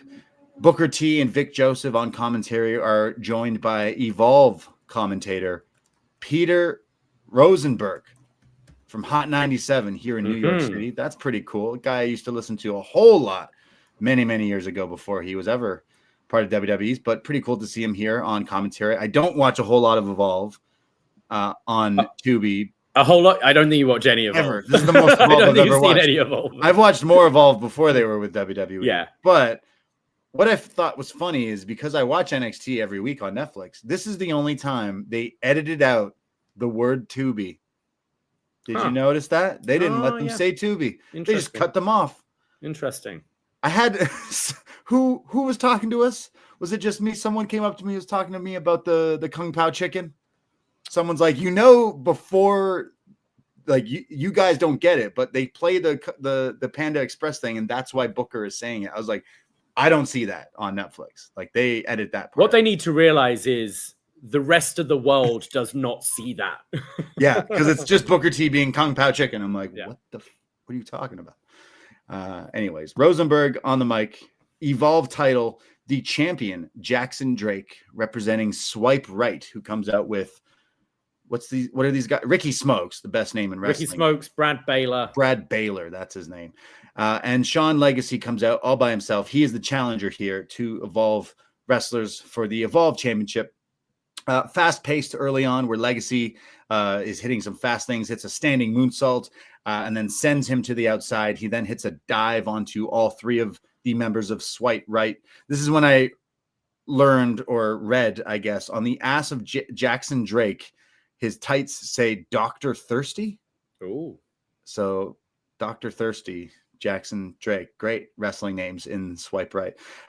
Booker T, just like me, loves the name Ricky Smokes. He just keeps saying it. He's like, Ricky Smokes is the best name. Ricky Smokes. It is. That's his name. It's like, yeah, dude. That Madonna's boyfriend, 2 best wrestling names. There's a suplex into the ropes here from Jackson as he gains control. When we come back from commercial break,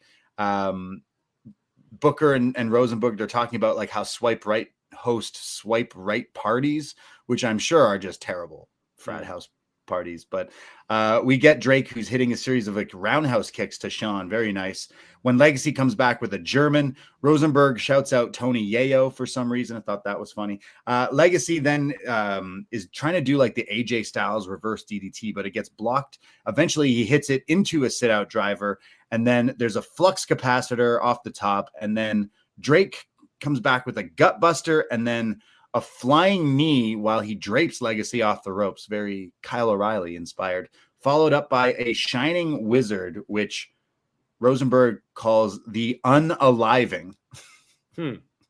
These are just what Gen Z gimmick here with Swipe Right. Jackson Drake hits the unaliving for the win to retain the Evolve Championship. But you know what? I thought this was a pretty fun match. These guys might be unknown to many people, some of the people even there watching this, but they went out and had a pretty fun match. And I think my match of this show was this opening matchup between these two guys. Yeah, I thought this was awesome. I think this is the biggest opportunity. I mean, we've seen both guys on NXT, but this is NXT, at MSG, the theater. But so a bit of a bigger stage for them. And I thought they both absolutely stepped up. I felt they wrestled this match more like a speed match than anyone has in the speed tournaments we've seen. Like, it was just nonstop, but everything, it wasn't just fast and flippy for the sake of it. Some stuff looked really nasty. The speedball-esque moonsault into the double knees from Drake looked great. And then the suicide dive he hit. Like, we complain about suicide dives at times because it looks like you're just pushing the guy. He kind of like lariated him around the neck with this. And then that, the moonsault power slam off the top from Legacy, I thought looked fantastic. I thought this, this is probably the best advert for Evolve we've had. I like this over random nondescript interactions in the locker room backstage. Like, this showed the kind of action that you might get to expect if you tune in on Tubi, because I thought this was great. And I think like there is a slot. We talk about the men's division, and I think there is a place for the faction. We've seen Swipe Right. We've enjoyed them a lot. And Sean Legacy, who's, I think this is the third or fourth time we've seen him now on NXT and has really impressed every time. So I thought this was a lot of fun and a great opener to the show. Okay.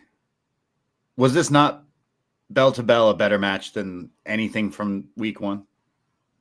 Yeah, I'd say so. I've already forgotten week one, and I watched that today. You watched it today? Yeah, absolutely. Like, looking back, yeah, absolutely. This was better than anything then. Like, that's crazy that we both kind of think that, because I totally thought that after it ended. I was like, okay, not super familiar with these guys. I've seen what they've showed us on TV. We've been fans of the stuff they've showed us, but I thought this was definitely the best way to promote, like, hey, if you do watch this show, this is the kind of stuff that you're going to see. And yeah, I thought this was the best wrestling from both weeks of taping for this NXT Gold Rush special. So yeah, Legacy and Drake, they got something for sure. I would like to see this again. I would like to see more of them. I love the Swipe Right guys. I feel like I don't watch Evolve, but I get the sense that it is Sean Legacy keeps on chasing for this title, and these guys are holding him back. So no, it was good. The unaliving. Come on. You just Dr. Thirsty. You just hate these guys. You just hate them. And I mean, it's wrestling. You're supposed to. So I was watching it with my roommate, and he's like, who's that guy on the outside with the hair? And I was like, what, young, like 1998 Matt Damon? It's like, man, I just want to punch him in the face. It's like, yeah, he's great, isn't he? You calling Brad Baylor 98 Matt Damon? Oh, yeah. Curtains Matt Damon? Absolutely. So I guess Ricky Smokes is the Ben Affleck. Oh, I like Ben Affleck. So yeah, why not? I like Ben Affleck. Come on. Gone Girl, Phantoms, Matt. I just like Swipe Right. I think these guys could be on NXT. Absolutely, they're pretty good and they're funny. They're different, but I get kind of pretty deadly vibes from them. Like, different gimmick, but I think they fit the same mold, right? Just obnoxious, annoying heels that you might actually get a chuckle out of here and there. Yeah, that's exactly it. What we've seen from them before when they were with Ethan Page and stuff, right? They were good, like idiots to get beat up, but so far they can also wrestle apparently. So yeah, I really like this match, and I think I like this more than anything from last week and this show. So match of the night. If you were there, I think everyone would agree. But we go earlier today. Ethan Page walks in to a locker room where Sol Ruka is lying down. She's upset, I guess, of what happened with her loss, when Paige throws a towel at her and says, oh, it looks like you're still sad, huh, over your loss. And she's like, I don't want to talk about it. And he goes, you shouldn't be playing second fiddle to nobody. You should be doing this on your own. You're so talented that you could be a single star. You don't need friends, essentially. When Myles Borne walks in and says, like, yo, why are you talking to her like that. You're being a little condescending, and says, you're not worth it, Myles. I'm just telling her that she needs to focus, and I don't want to waste my time focusing on you, and walks off. So perhaps a Myles Borne, Ethan Page riff or tiff down the line. We've had that feud, haven't we? I feel like probably. But well, I mean, what I found interesting here was Ethan Page talking to Soul, and I mean, you've brought up the idea of Soul being a heel. Yeah, it feels weird because she's such a natural babyface, and you look at her and Zaria, and it just logically makes more sense for Zaria to be the heel. Yeah, but I think from the interactions this week with Zaria and Soul, and Soul being upset that Zaria threw in the towel, it gives Soul more of a justification to turn. And Ethan Page kind of tempting her, if Soul could get back this North American Championship, that is what this group is, isn't it? It's the North American Champions. Right, it's Chelsea, it's Ethan, and maybe Soul. So I don't know. I found it a nice tease, and I think at the moment everyone knows this turn is coming. It's who turns on who. So I found this like a nice little like seed of doubt that was being planted by Page here. Well, it's like one of the most evil dudes on this roster basically going to one of the biggest baby faces and being like, yo, see, if you were just selfish like me, maybe you'd be better. And it's like putting that a double champion saying this. Yeah, well. it's like, hey, I've got 2 belts. You had 2 belts. Now you don't. Like, think about it. Like, this could be a red herring to kind of make people think like, oh, wait, maybe, Soul is. Because again, it would make so much more sense with Zaria just being this big monster, right? But I don't know. I would. She's not Canadian, so she can't be in the Canadian group. Okay. This is where you say, well, Hacksaw wasn't Canadian. That is true. That is true. Saw him this weekend. The mall. He's looking good. Hacksaw, good. Oh, good for him. Yeah. So we go from that. We go to John Cena. He's talking about earning the sunset. He's talking a lot about that. He's talking about earning the sunset, and he's got a lot of bad days, a lot of good days. But this podcast dropping soon. They keep promoting this with like clips on all the shows, right? Week of his last match. They're dropping this big John Cena interview. Nice. Right. But we go to our next match. It's Gold Rush. So bring on more gold. The Speed Women's Tournament, the vacant Speed Championship is on the line. The former friend, I guess still friend, Zaria taking on Fallon Henley. And in this final tournament battle, we have 5 minutes for the Speed Tournament. Right away, they go kind of strike for strike, some series of chops. Fallon gets a cross body, but both of them still like bouncing off each other's moves because they know of the time restraint. Zaria locks in a very beautiful Texas cloverleaf here as the lights are starting to go yellow. So, it's go time when the yellow lights are on. And Zaria keeps trying to grind her down, eventually gets Fallon in the corner with her giant choke out that she likes to do. Fallon then rolls out of the ring as the lights turn red. Danger zone. When Fatal Influence, who are ringside, start to get involved, and the referee doesn't see, but Fallon hits the 619 around the pole. I feel like the crowd maybe didn't see this because the red lights, it's really dark, like Kane or Sin Cara or something. But the 619 around the pole was pretty nice. It was pretty awesome. Oh, she wasted tonight. Yeah. She hits it better than Reid used to do it around the pole, but looked cool. There's only 30 seconds, and Fallon gets caught hitting a crossbody when Zaria. So Zaria went for the spear on the outside, and Lacey pulled Fallon out the way. Yes. That's what sent Zaria crashing into the step. So it's all Fatal Influence, like trying to interfere here. But when we're back in the ring, the F5 is countered into a DDT from Fallon and goes for the Shining Wizard, but the is picked up onto the shoulders again from Zaria for the F5. But the time runs out.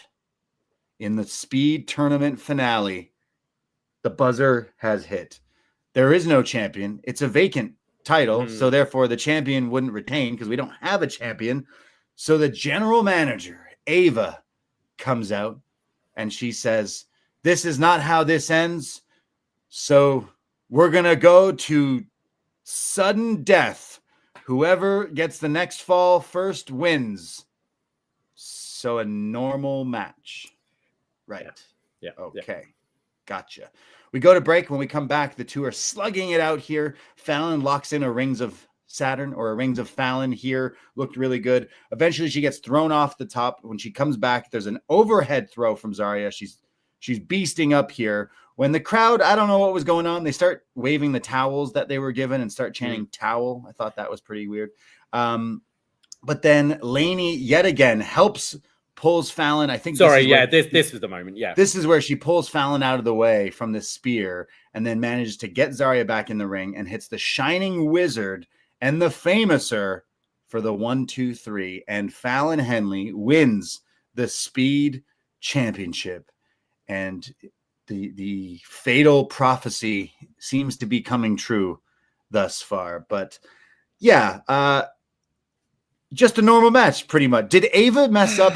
Did Ava think this was a Heritage Cup title? Because she said first fall or whatever. It's like, yeah, that's how this goes. Sudden too. death. Yeah. I just find so often it's just stupid people writing this shit. Like it's like, can we just give an extra 5 minutes thought into what you're writing?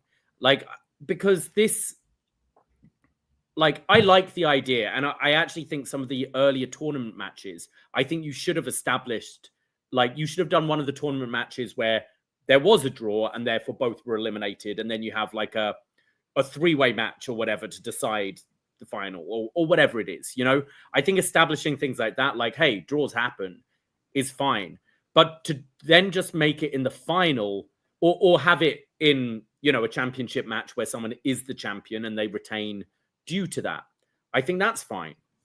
But in the final for a vacant championship, choosing the draw move just to then make it an extra, just a regular match, it seems stupid, because you should have just had this in the first place.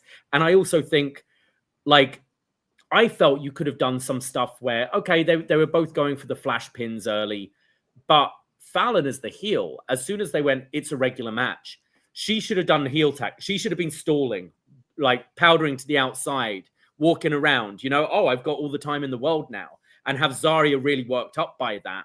And even that could be what draws her to hit the spear and Lainey pull her out the way. You know, like, be a bit more heelish and play like, oh, I have all the time in the world now. I think the time is the gimmick of this thing, and no one plays it enough. And even if Ava was like, hey, here's what we're going to do. We need a champion, but this is the Speed Championship. You have 3 minutes, and if neither of you can win in 3 minutes, you're not challenging for this title again, and we'll have a match next week to decide. And then you have this urgency to who can get that pin.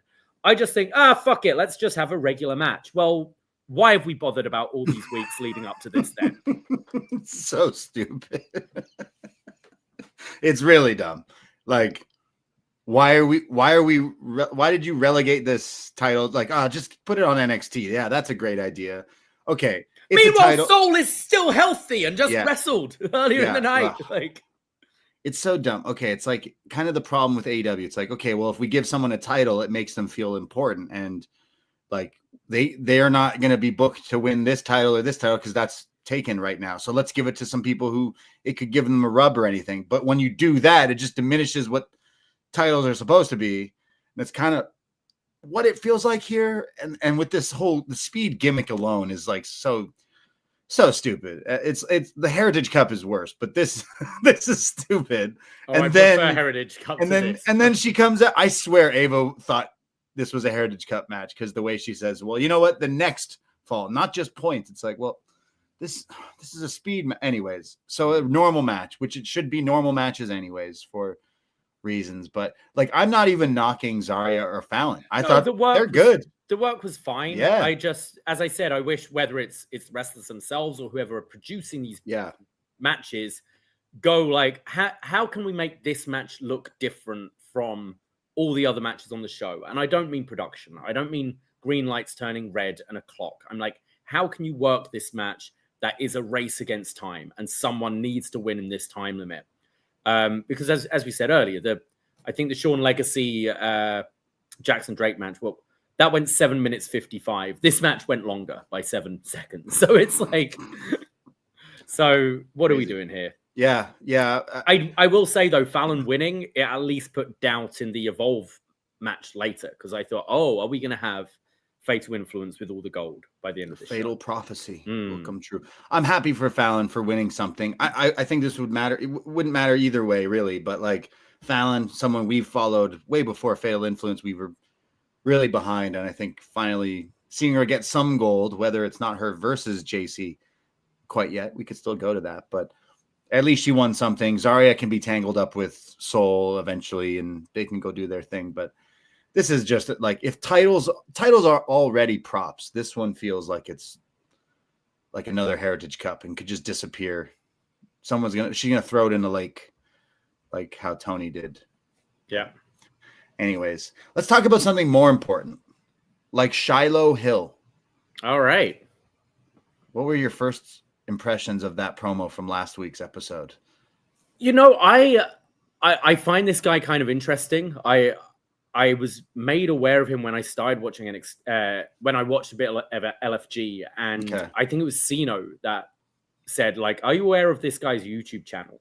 And he has this YouTube channel going through the dark web, and he's purchased like these old cowboy boots with real blood on them, and he's like, what the hell's this? And he seems like quite an interesting guy, and there is a charisma about him. Like, I didn't love everything about both these weeks, but I get what they're trying to do. They're trying to humanize him a little bit. I see a lot more in this guy than I do in Jasper Troy. I think there is something there. I can see him playing characters. I do think there's a charisma there.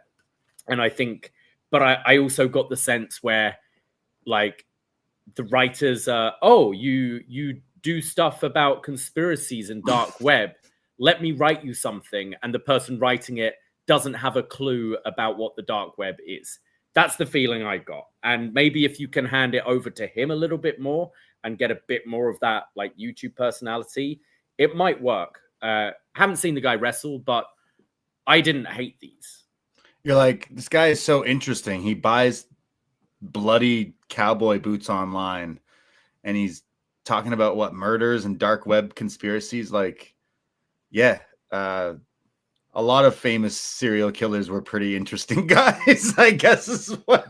Well, that's great then. Like, we've had essentially serial killer gimmicks before. Yeah. I'd rather this than he's part of a magic cult. Like, I'd rather he's just into weird shit. Okay, so like the first week, again, I watched this last week. I know you just said you watched it today. I think this one, at least, the one that we're going to talk about in a second, humanizes him because he talks about, like, his dad passing away and what meant important things and stuff like that. Where right away I'm like, oh, you're just a human being. Cool. Whereas the first week, last week's, was a bit like, oh, look at me. I'm basically on 4chan a lot. It's like, okay, why? Okay. And like, I still don't like the presentation of just him in his, like, at his computer. And then he turns around and he's talking to us and here's the download. Like, oh man, this is classic NXT cheesy gimmick. Like, we haven't had this in quite a while. So it was almost exciting to see this. Like, oh, whoa. It's like it's like Duke trying to deal cards again. It's like, whoa, this guy Stevie Turner. Oh, you like streaming? Like, yeah. Okay, here's a computer and use streaming words. I just don't think going in a direction of, like, okay, what's your gimmick? Oh, I'm a dark web internet creep. Oh, so you're like a hacker? No. I just like go online. Okay. Like, how? On the dark web. What do you do? I buy stuff on there. Okay.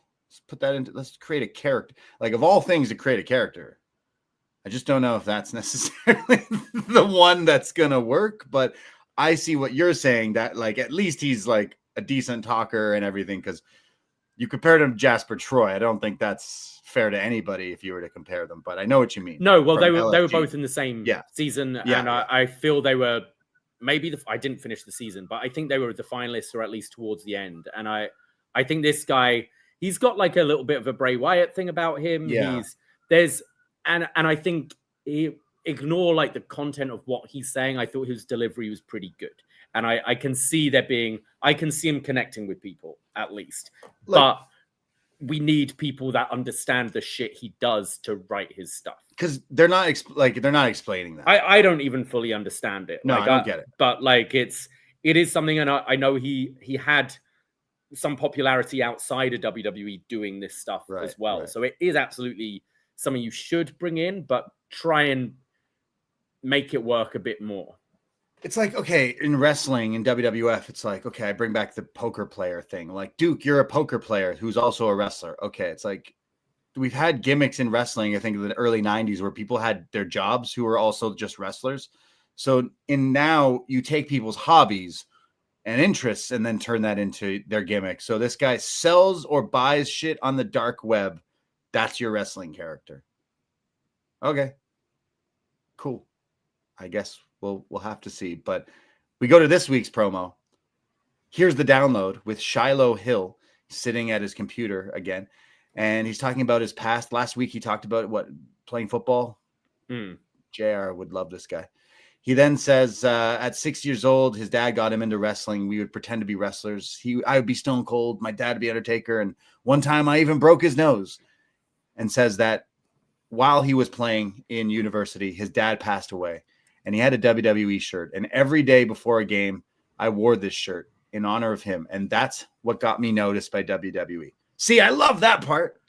You tell me that part, I'm like, but where's a picture of you wearing this fucking shirt? You're showing me all these other photos. Would have liked that. It's somewhere on the dark web, I'm sure. He then interrupts himself and goes, oh yeah, and then takes out his tooth, revealing missing front tooth, like Jim Carrey, Dumb and Dumber.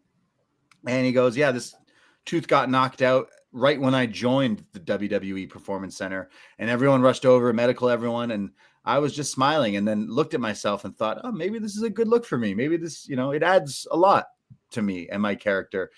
And then he said his mom hates it, though, says he looks scary.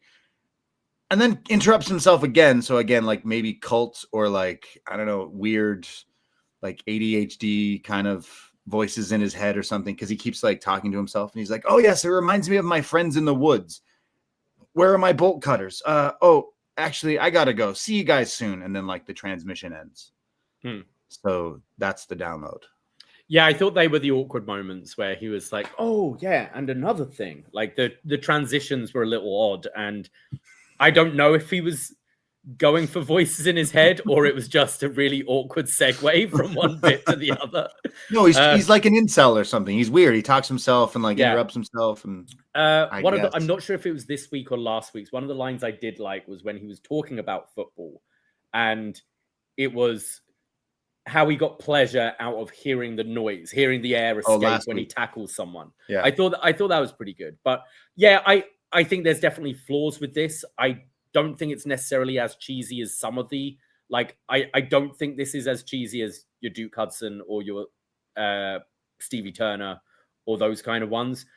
There are definitely issues there, but I'm interested with this guy. Like, I find him more interesting than some of the other people they've brought in. Like, okay, like I said, there's positives. The guy can say some things charismatic, and I liked him talking about, his dad passing away, and like, that's what got me noticed, and I'm doing this for my dad and everything. But the other stuff, everything else is just like, why are you telling us in this way? Like, hey, I'm here to tell you about my past. It's like, fuck, bro, no one asked because I don't know who you are, and I guess you got to explain who you are. But I just think there's better ways. It's always like how you make it work with wrestling, though, right? And these are introductory things. Like any vignette, it doesn't necessarily relate to wrestling right away. Yeah. But this guy could, in story, find out who NXT Anonymous is because his hacking ability, or I thought it was going to be him. Yeah, like find out some shit like that and use that to drive stories. I don't know. Like last week, I thought for sure they were going to say he was this guy, which wouldn't make sense, but because of how long that's been going. But yeah, I didn't love this. I liked this week's more than last week's was like I laughed at. Like I thought was really stupid, and not saying I thought this was creative genius, but at least it made him seem like a human being and everything. So I don't know. The verdict will be out. This is still first introductions and everything, but that's the download with the dark web. The dark web for me is just Uber Eats way too late. in the evening. I'm sure the dark web has a lot of meaning for a lot of other people, but this guy buys cowboy boots covered in blood. So to each their own. There's some fucked up shit on the dark web. Yeah. 4chan. Haven't been on there in a while, but that's his gimmick. We go to John Cena. John Cena in a promo. I know Frank was sad. He was there last week. Did you hear the pop last week's NXT? They said, John Cena's going to be on NXT next week. And the Madison Square Garden Theater all went, yeah. And then I asked Frank, like, did they have Cena come out? And he's like, no. I was like, but they were pissed about that. John Cena backstage at Madison Square Garden says he's got the picks for the Deadline Iron Survivor men's match here. And he goes off by first naming someone who was in the Last Time Is Now tournament, Javon Evans, saying he's a great up-and-comer here in NXT and so young. Someone else who's very young, who he's also picked, Leon Slater from TNA, the X Division champion. He says these guys are so young and so talented. He also picks Joe Hendry, say his name, and he appears. Cena even does the face turn at one point in the promo. He also picks someone from Dark State. Clearly, Cena does not watch NXT week by week. You would not pick someone from Dark State to be in this, but he does. Dion Lennox, and says that Lennox has made a name for himself, and even though he's kind of in this group, he is someone who's been studying and following the game and wants to break out as a single star. So those are our four. And then tonight, Myles Borne and Trick Williams will go one-on-one in the main event, and the winner will be the final in the Iron Survivor. So there you go. Cena picks the people. I think that sounds pretty fun. I like it. So what we got? Javon, Leon, Joe, Dion, and later we'll discover Myles Borne. I like that. You've got Javon and Leon who are going to be doing crazy stuff. They're going to be leaping off those penalty boxes and all that. Dion, like, I haven't minded Dion Lennox as a wrestler, and I think this is actually an opportunity for him to shine.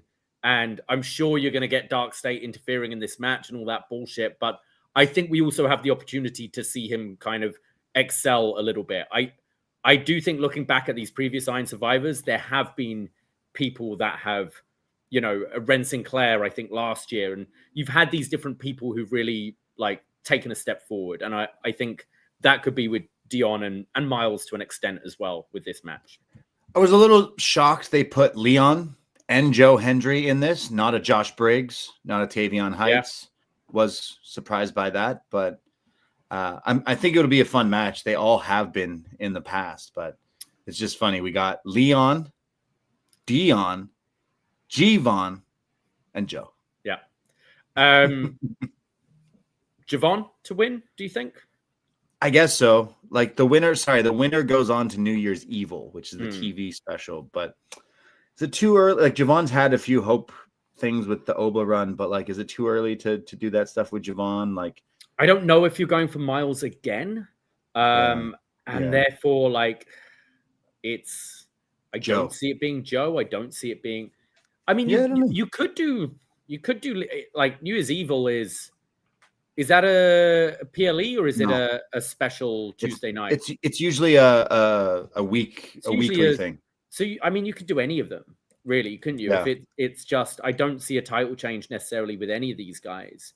Javon is the only one I'd see potentially putting the title on, but at this point, like, it's 4 months until Stand and Deliver. Like, you could just wait till then. Yeah, I would have Javon winning the NXT title at the biggest stage possible, and I imagine they're doing Stand and Deliver in Vegas again, so that would make the most sense with that. But that means Ricky Javon all the way. Like, will Ricky hold on to this all the way there? Would that be the match? I don't know. Maybe.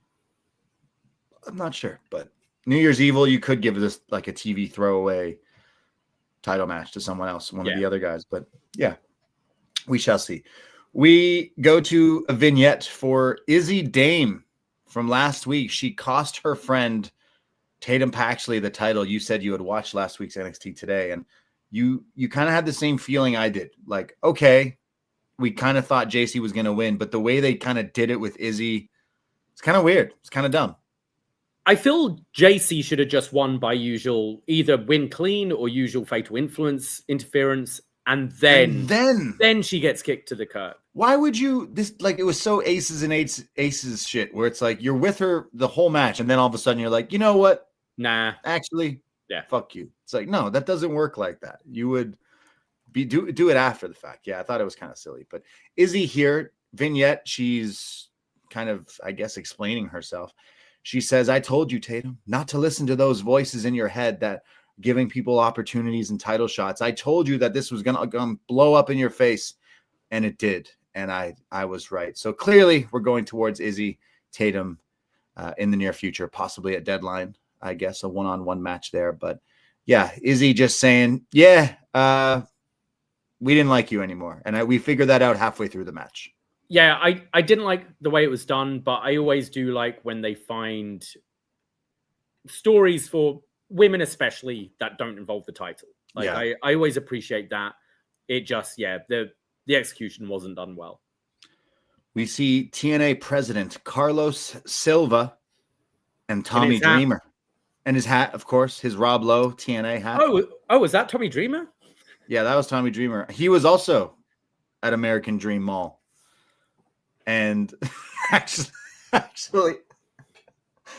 okay, I'm at American Dream Mall, and it's Rhino and Dreamer teaming against people. And this woman in the mall, again, this is in a mall. So you have people there, but you have people walking around who are like, what the fuck's going on with this wrestling? So it's a cool dynamic. Last year, it was Masha Slamovich, remember her, versus Santana Jackson.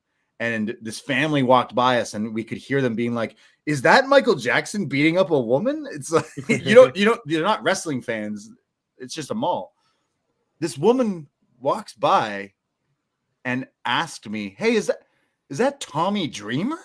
And she was like, "Whoa, is it?" And I was like, "Yeah, are you here for the wrestling?" Like, "Yeah, it's a wrestling." She's like, "Oh, are you sure? That's not Tommy Dreamer." I was like, "Yeah, it is." She's like, "No, you're lying to me." I was like, that's Tommy Dreamer.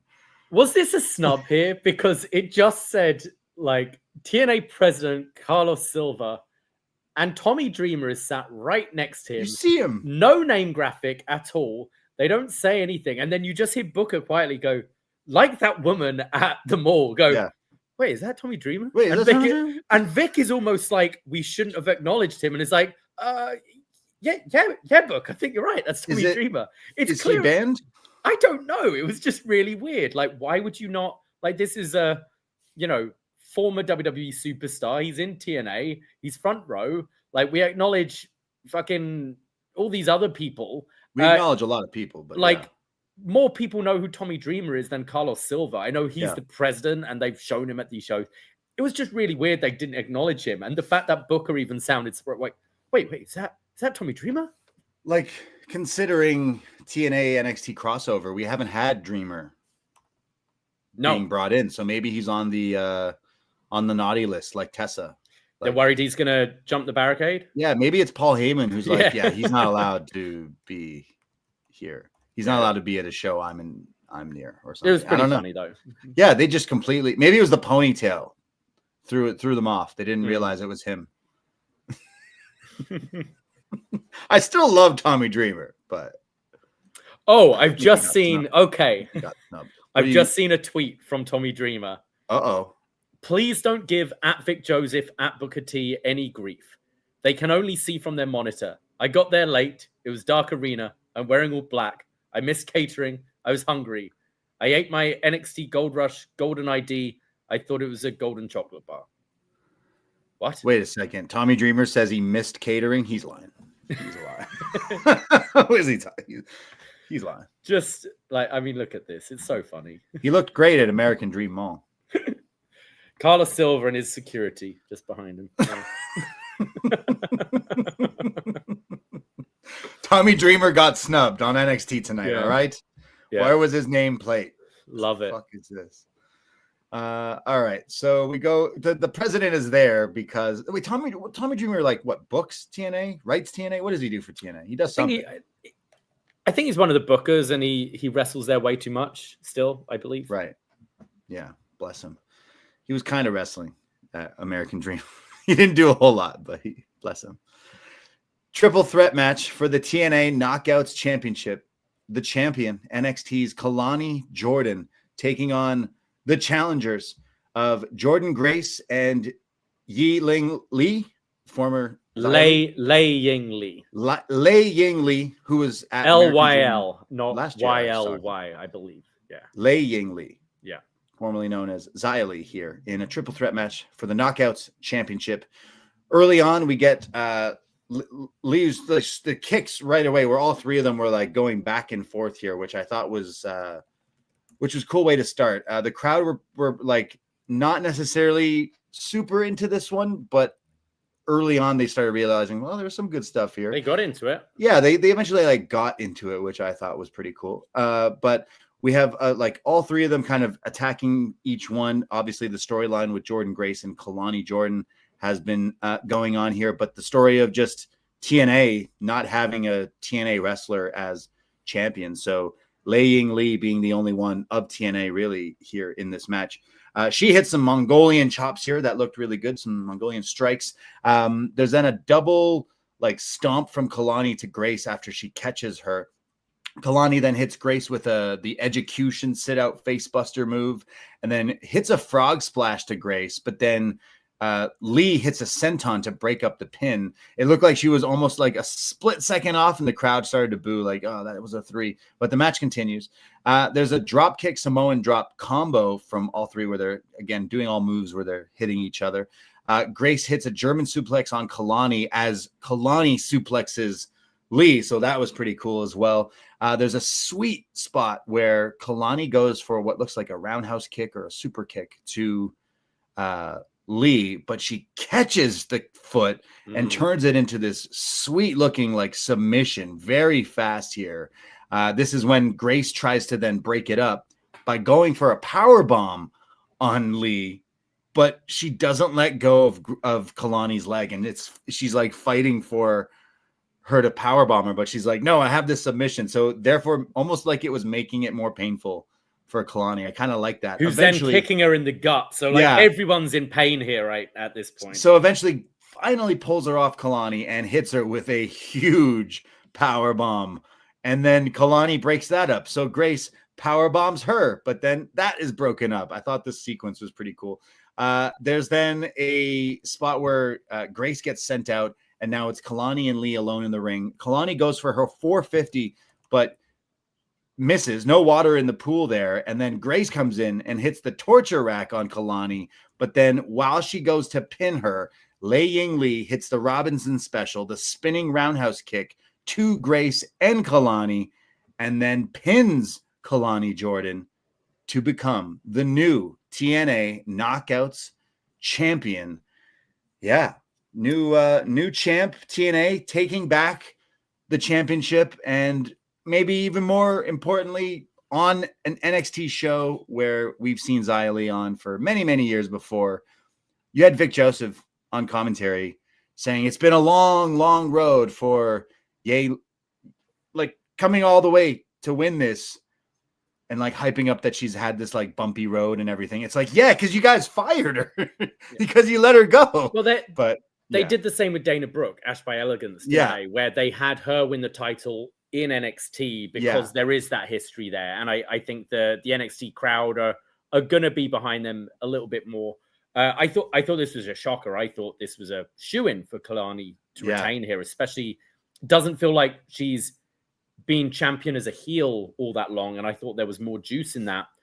I also think because of the lack of Ying Lee on NXT, we've just had one or two vignettes she sent in, and that's about it. Made it all that more surprising. I don't watch TNA, so I don't know the build they've had for her on there. I imagine she's a lot more focused than she has been on NXT. But it was a bit of a shocker, but I thought a really good match. There was some, as you mentioned, that single Boston Crab powerbomb spot was pretty cool, but there was some other really good stuff in here. And it was between this and like that Samoan drop kick looked pretty nasty. The Miss 450, the Robinson special at the end looked great. It was between this and the opening match for my match of the night. It even got women's wrestling chant from this crowd. So the crowd really got into it by the end, and a surprise win. So I wonder where Kelani and Jordynne, both are in the Iron Survivor, right? So I imagine it's going to be one of them who wins that. I probably say it's Jordynne Grace's time, and then you can transfer this feud that Kelani and Jordynne Grace have been having from this title to the NXT Women's Championship. Yeah, that would make the most sense here. Like, okay, I'm happy for Xia Li. I think that's awesome. Ying Li, kind of surprising everyone. I think giving this title back to TNA makes a lot of sense. I don't know if we're necessarily done with this TNA thing. Like, we have still some sort of crossover with some of the characters, but it seems maybe we're moving away from that kind of thing, unless you just watch TNA sort of thing. Maybe I'm not quite sure, but I'm really happy for her. You know, she has really improved. Last year at the GCW show, she was there and she was talking to everyone in the crowd and being super friendly with everyone and just like thanking people for watching her and wrestling. And I remember being like, oh, she's a sweetheart, like good for her. And like, she's continuing wrestling, you know, that always shows. This is the best we've seen her. Yeah. Well, I've seen her. Absolutely. Yeah. That counter to that kick was so nice. And I know she's like has real fighting background and stuff, but I liked this match probably more than some of the matches from last week as well. So yeah, good for her. Really happy about that. And I did find it funny. It did remind me of when Ash by Elegance. It's like, oh, she had, you know, such ups and downs and everything. It's like, yeah, because you did that to her. You're the reason she had Vic Joseph didn't fire her. No. Like, yeah, oh, like what a hard road she's bet. Yeah, because she was here for like years and then you got rid of her. But yeah, anyway, I guess her moment, hey, we'll have you win on NXT TV, which I think was special for her. So good for her. And I guess Jordynne Grace, Kelani both being we'll get to in that thing. That feud can easily continue without the TNA Knockouts Championship. But way to go, Xia Li. What was our favorite tag team before? Aaliyah. What was it? Xia Li. Yeah, put them back together. That'd be great. We go to Fatal Influence backstage. They're watching the screen. Maybe they're going to go for this Knockouts title. Fatal Influence. Maybe Lainey Reid has her eyes on this, but they're watching this and they say, Lainey, you have your speed. No, what does she have? Evolve. There's too many titles, too many gold. They say, Lainey, you have your Evolve Women's Championship match up next, and you got to get ready because we're gonna have all the gold. When Ava walks in before the match and says, no, you're not, because tonight there will be no more interfering, and Fatal Influence is banned from ringside for this match. So yeah, we'll see how that goes. Yeah, exactly. We go to a sit-down pre-taped interview with Sarah with Ricky Saints, the NXT champion. He's asked, you know, how's it been being champ and Obafemi coming back and everything like that. He says the world is watching me and Ricky is champion and Ricky's going to stay champion. But I wouldn't lie and say that memory, that moment keeps replaying in my head. Did that moment just line up for me? Was I lucky? And says that he does have doubt. And when Oba came back, he is a little doubtful in doing the same thing again. And he's asked, she's like, yo, you already beat him. You beat Obafemi. He's like, yeah, but I'm not going to lie. I don't know if I can do it a second time. And he says that he's you know, been up and down these roads, traveled and grinded so hard to get here.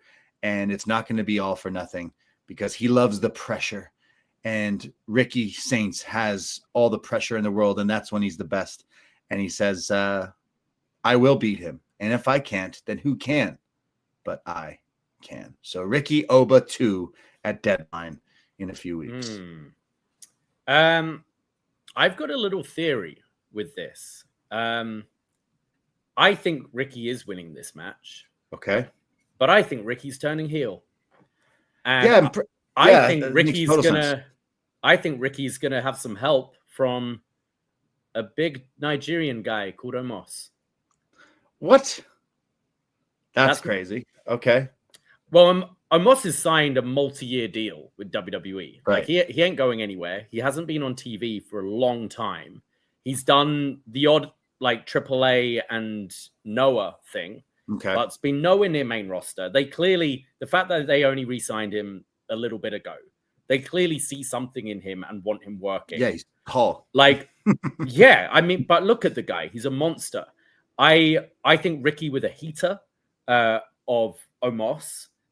Ricky's worked with big guys before. Like, I think him and Big Bill really worked. I thought him and Hobbs really worked. And I think presentation of Ricky as the heel with this huge man behind him, you can then get Omos and Oba, which just to make Oba look crazy impressive will be cool and could maybe be Oba's way out of NXT. He could have a big car crash match with Omos and then move up. And then you need to stack the odds against Javon for April. And I don't necessarily think Javon versus Ricky in their current formation works. But I think Javon leaping off shit to take off Omos. I'm not saying we're having Omos working matches on NXT every week, but just the presence of him with Ricky, I think could really work. And I think it could, like, we've seen Ricky as a heel. He's fantastic. He's always got a little bit of the heelness in his babyface promos anyway, because he's cocky and arrogant. And I think a heel Ricky with a heater against Javon at Stand and Deliver, I think could really work. I'd said last week that Ricky should turn heel to beat Oba. Like, I do think that he should turn heel. It'd be way more interesting. I don't necessarily see the Omos thing.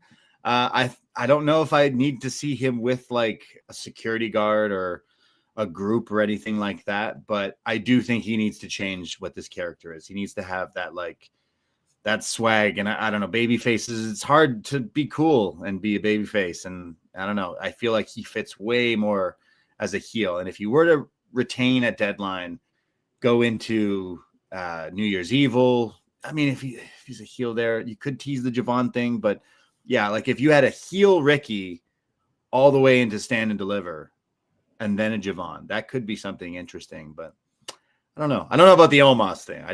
I see what you mean, because it's like if you were to face those two guys face to face, would be like you're paying this guy money and he's not on TV. Yeah. Like they got to bring him in at some point, and I don't necessarily know if there's a place for him on the main roster. So looking on here, I feel that could work.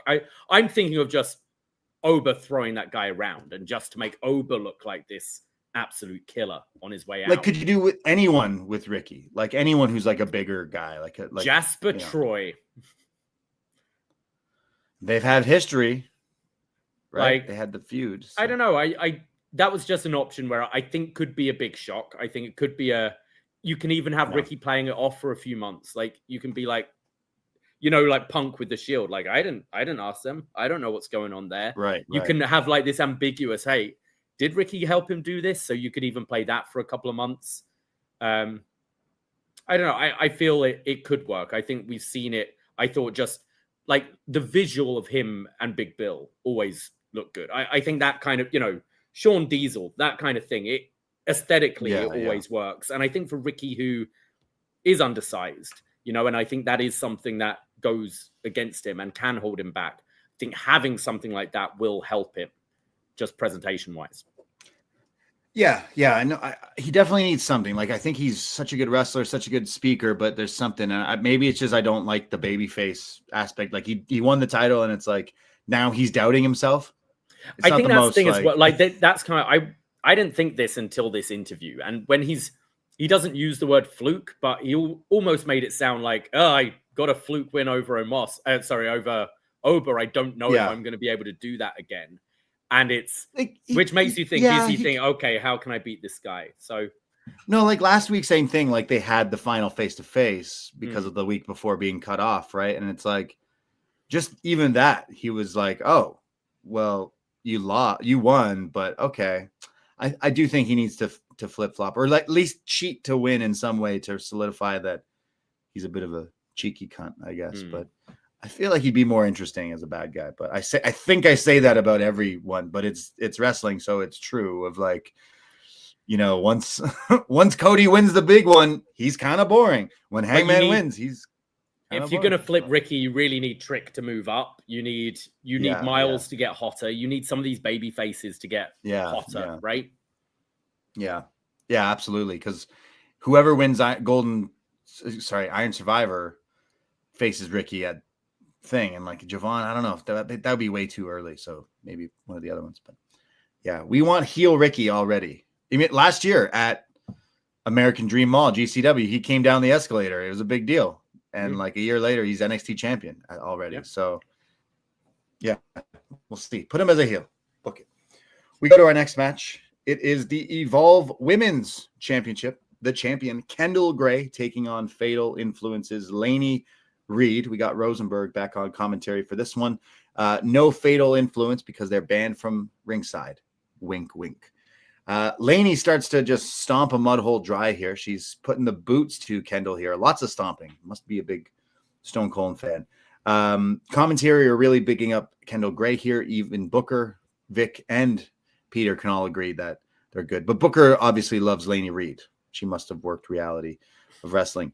There's all these types of things where Lainey is like trying to attack Kendal and she keeps evading her and escaping. When she does, she finally just hits her with more boots and bullying her. They go up top and she tries to hit a suplex, but Gray knocks her off and then hits a moonsault for a 2 count. There's then a huge overhead throw of a belly to belly, but then Reid comes back, blocks a clothesline and hits a blue thunderbomb sit out. That looked pretty nice for a 2 count. But Kendal comes back with a snap power slam and then an arm bar when, you guessed it, Fatal Influence, JC Jane and Fallon Henley show up, even though they're banned. They get up on the apron. They're trying to distract the referee. This is when Ren Sinclair, who's ringside for Kendal, starts to help and get involved as well. But there's like a bit of a miscommunication where it's Lainey who nails Ren off the apron. And as she goes flying, Charlie shows up out of nowhere to rescue Ren. He catches her and she's like, what? Wow, Charlie, you're back. And this allows Lainey to roll up Gray for the 1, for the 2, and a kick out, followed up by an avalanche German suplex from Gray, and then what they call the Shades of Gray, the jumping flatliner. Kendal Gray retains, and Charlie Dempsey is back. He literally appeared out of nowhere. Like, just suddenly Ren is in his arms. But I like this. I thought pretty good match. I think Kendal Gray is excellent, continues to impress. And just she's only been doing this, 2 years? I think her moves look so crisp, and so snappy, like those suplexes, that power slam she hits looks fantastic. Like, she looks like she's doing it way longer. I think her selling's pretty good as well. She's starting to build a connection with this audience. I think she's got it all. I think she could be really good.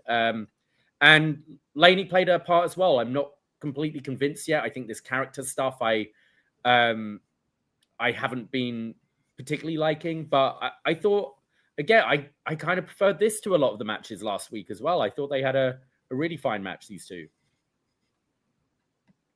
Yeah, like Lainey Reid, she's been someone who's basically been the replacement for Jasmine Nix. And she's been okay from the stuff we've seen. In the wrestling, she's been better. Maybe the other stuff we're like, okay, this was the best she's looked in a match on NXT TV. And I just love Kendal Gray. So quickly, she has showed so much potential. And I think she could easily be on the main roster sooner rather than later. I think she should lose at least lose this Evolve title soon so she can be on NXT and win some gold here. But you just look at her and then you watch her wrestle. You're like, yeah, you should be a star. And then they tell her she's got wrestling background, this and that. It's like, yeah, she should totally be a star. I think she will be huge in WWE. And if it was up to me, I'd keep her very protected and push her all the way. Cause she's probably going to be in NXT another short 2 amount years, of time. And by then she's going to be fantastic. Going up and mixing it with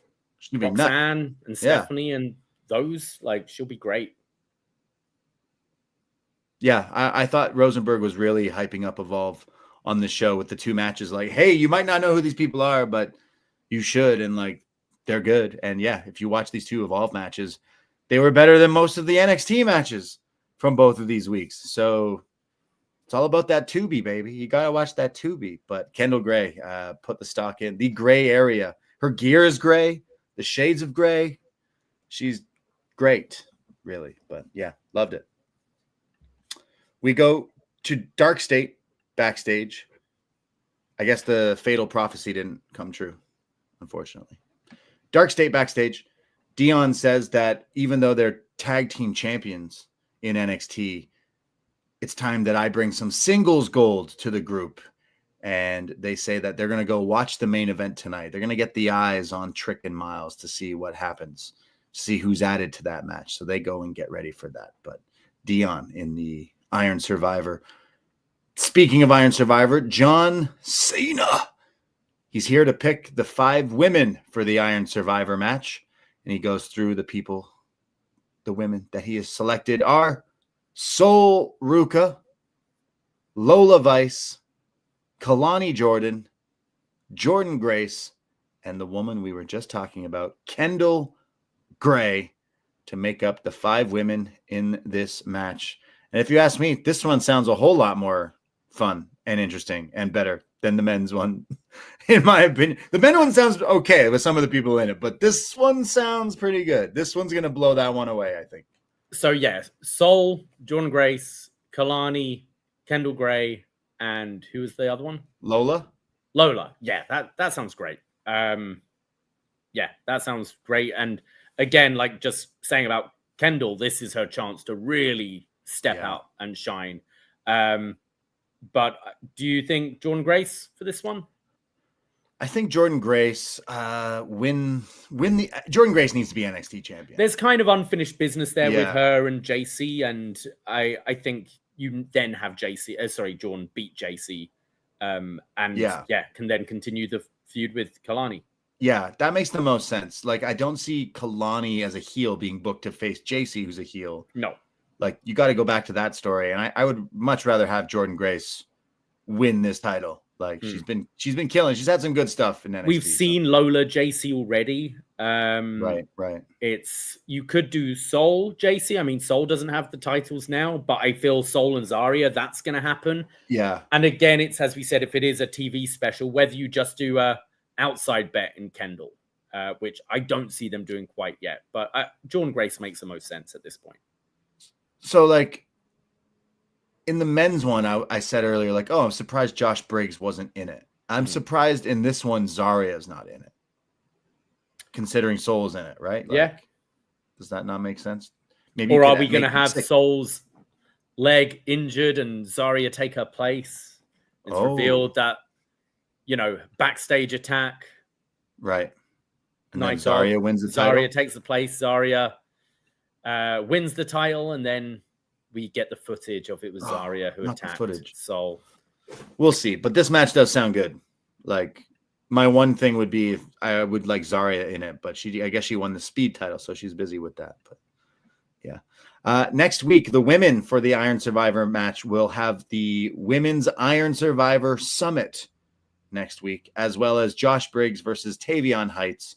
And I'm sure we'll get some other things announced. But we go to our main event of Gold Rush Week 2. Trick Williams versus Myles Borne. Winner is added to the Deadline Iron Survivor men's match.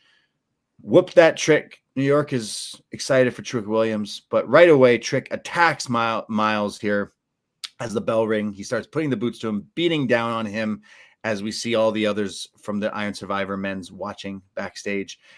Pretty early on, Myles hits the Borne again, the zigzag, for a 2 count, and Trick rolls out of the ring as we go to break. When we come back, Trick is now in control with a bunch of chops into the corner.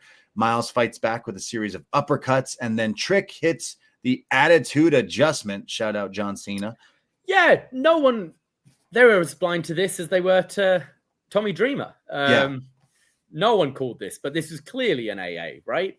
Or maybe it was a DVD in honor of Tommy Dreamer, but it was definitely an AA for sure. Myles comes back with the snap power slam, and the crowd are starting to chant Randy Orton here. There's an atomic drop, and then an Eye of the Storm. Very nice move from Myles here. The sit out thing. And then Trick comes back though with a bookend, a very big Uranagi bookend style slam. Booker was going nuts here. Well, this was hilarious because Vic goes, and it's a bookend. And Booker T goes, Vic, it's a bookend. And Vic's like, yeah, I called it a bookend. He's like, Oh, my bad. Yeah. He's just so used to him calling it a rock Yeah, bottom. Booker just showing he doesn't usually listen to what Vic has to say, I guess. But this is a cool spot where both of them do that like jumping neck breaker move. I know you love that move in the video games, but they both go for this move at the same time. So therefore, double pop-up neck breaker on both of each other as they're both down. The crowd are waking up here for this one. They start going at each other, blocking each other's big moves, counter for counter. They go to the outside, and Myles hits the Borne again onto the floor. Trick just no-sells this. He gets up right away and goes into the ring. I was like, what? They've been told they got to go home, I think. It's a tape show.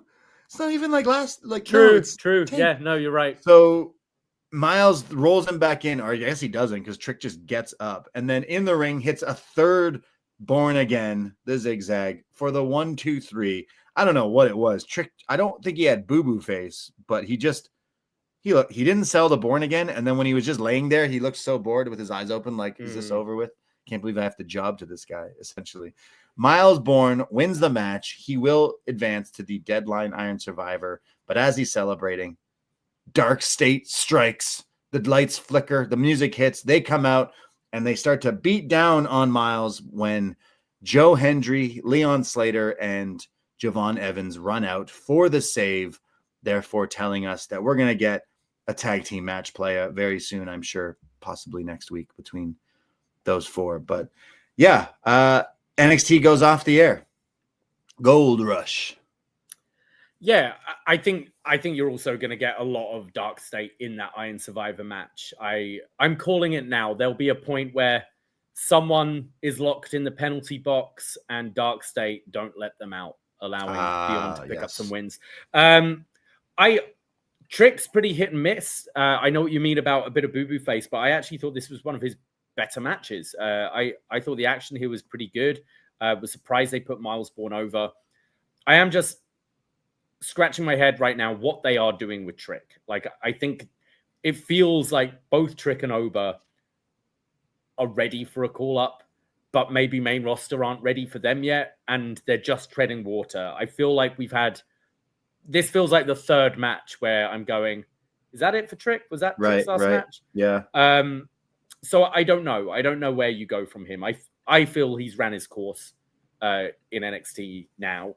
But I thought the match was pretty good. I actually enjoyed all the wrestling on tonight's show. I thought this was a lot stronger than week one.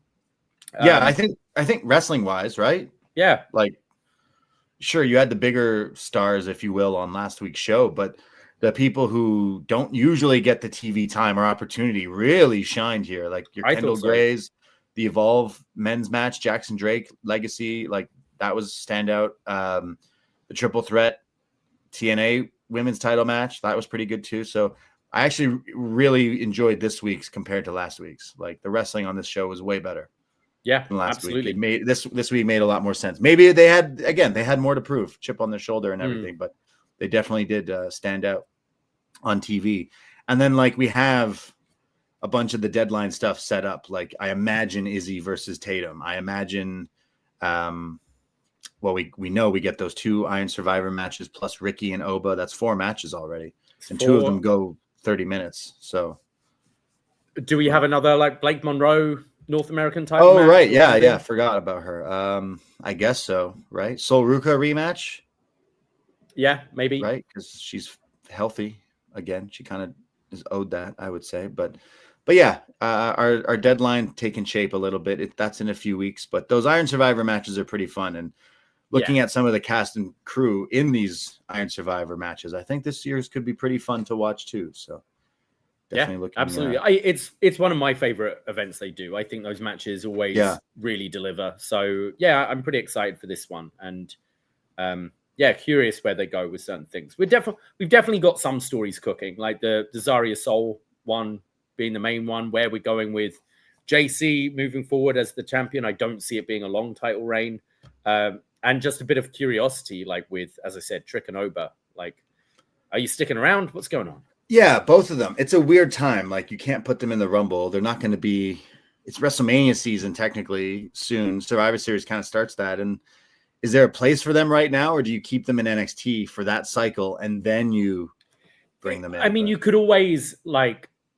debut Oba at the Rumble and, you know, break a record or something, and then eventually everyone teams up to get him out. Like you can get over. You don't have to win the Rumble to get over. Exactly. You know? As long as this guy looks impressive, if he can throw some people around like we've seen him do that, you know, 2 men on his shoulders thing we've seen him do, that kind of thing, people could be like, whoa, who is that?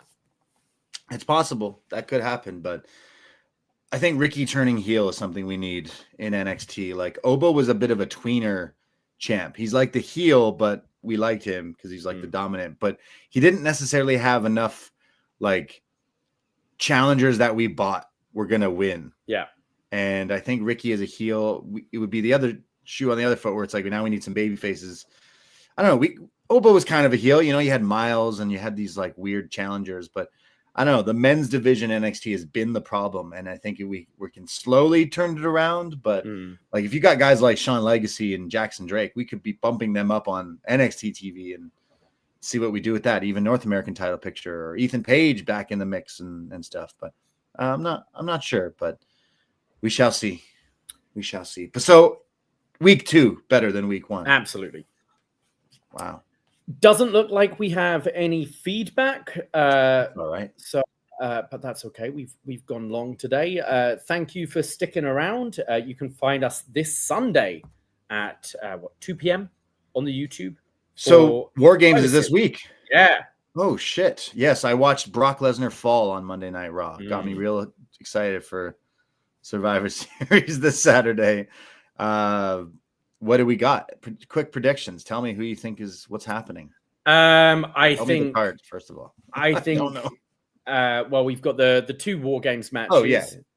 I could see AJ Lee getting the win over Becky again to continue that. Is that the name of the AJ Styles tag team?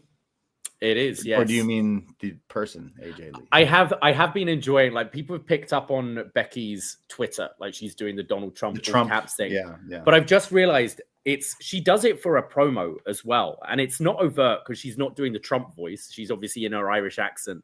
But there were certain things she did this week on Raw that really made me laugh, and I realized, fuck, she's doing a Trump impression. Oh yeah. And it was when she goes, and Nia Jax, big, powerful woman, not as powerful as me, but big. She broke my face, but I survived. You know, I've got good bones, great bones, beautiful bones. And it's like that kind of thing where you go, doctor told me the best bones they've ever seen. Exactly.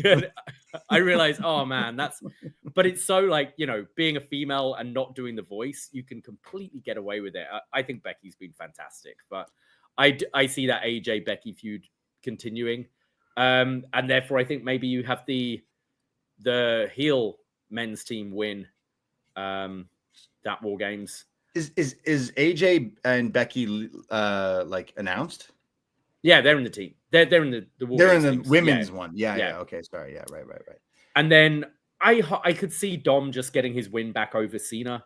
Yeah. I hope that's not the case. I would like to see Cena just retire with the belt or have Gunther beat him for it or whatever. But I don't like the idea. We've seen the match. I thought it was a great moment. Do you think Peter Dinklage loved that segment on Raw? Yeah, that did come to my mind, though, is the comments Hornswoggle has made before. And, you know, with the John Wiener or whatever you're calling him, it's one of those things where I'm like, yeah, I'm 5'11". Like, I can't be offended or not offended by this, but man, a guy's getting work, a guy's getting a payday who might not necessarily be getting one. So I don't know. The writing wasn't great. It felt like, is Vince McMahon back? But the guy got a payday. I think I'm not even like, there's got to be a best of wrestling with little people segments, and people always, the heels always bringing out, or not even the baby faces always bring out, like, it's been a thing, but we haven't seen this in quite a long time.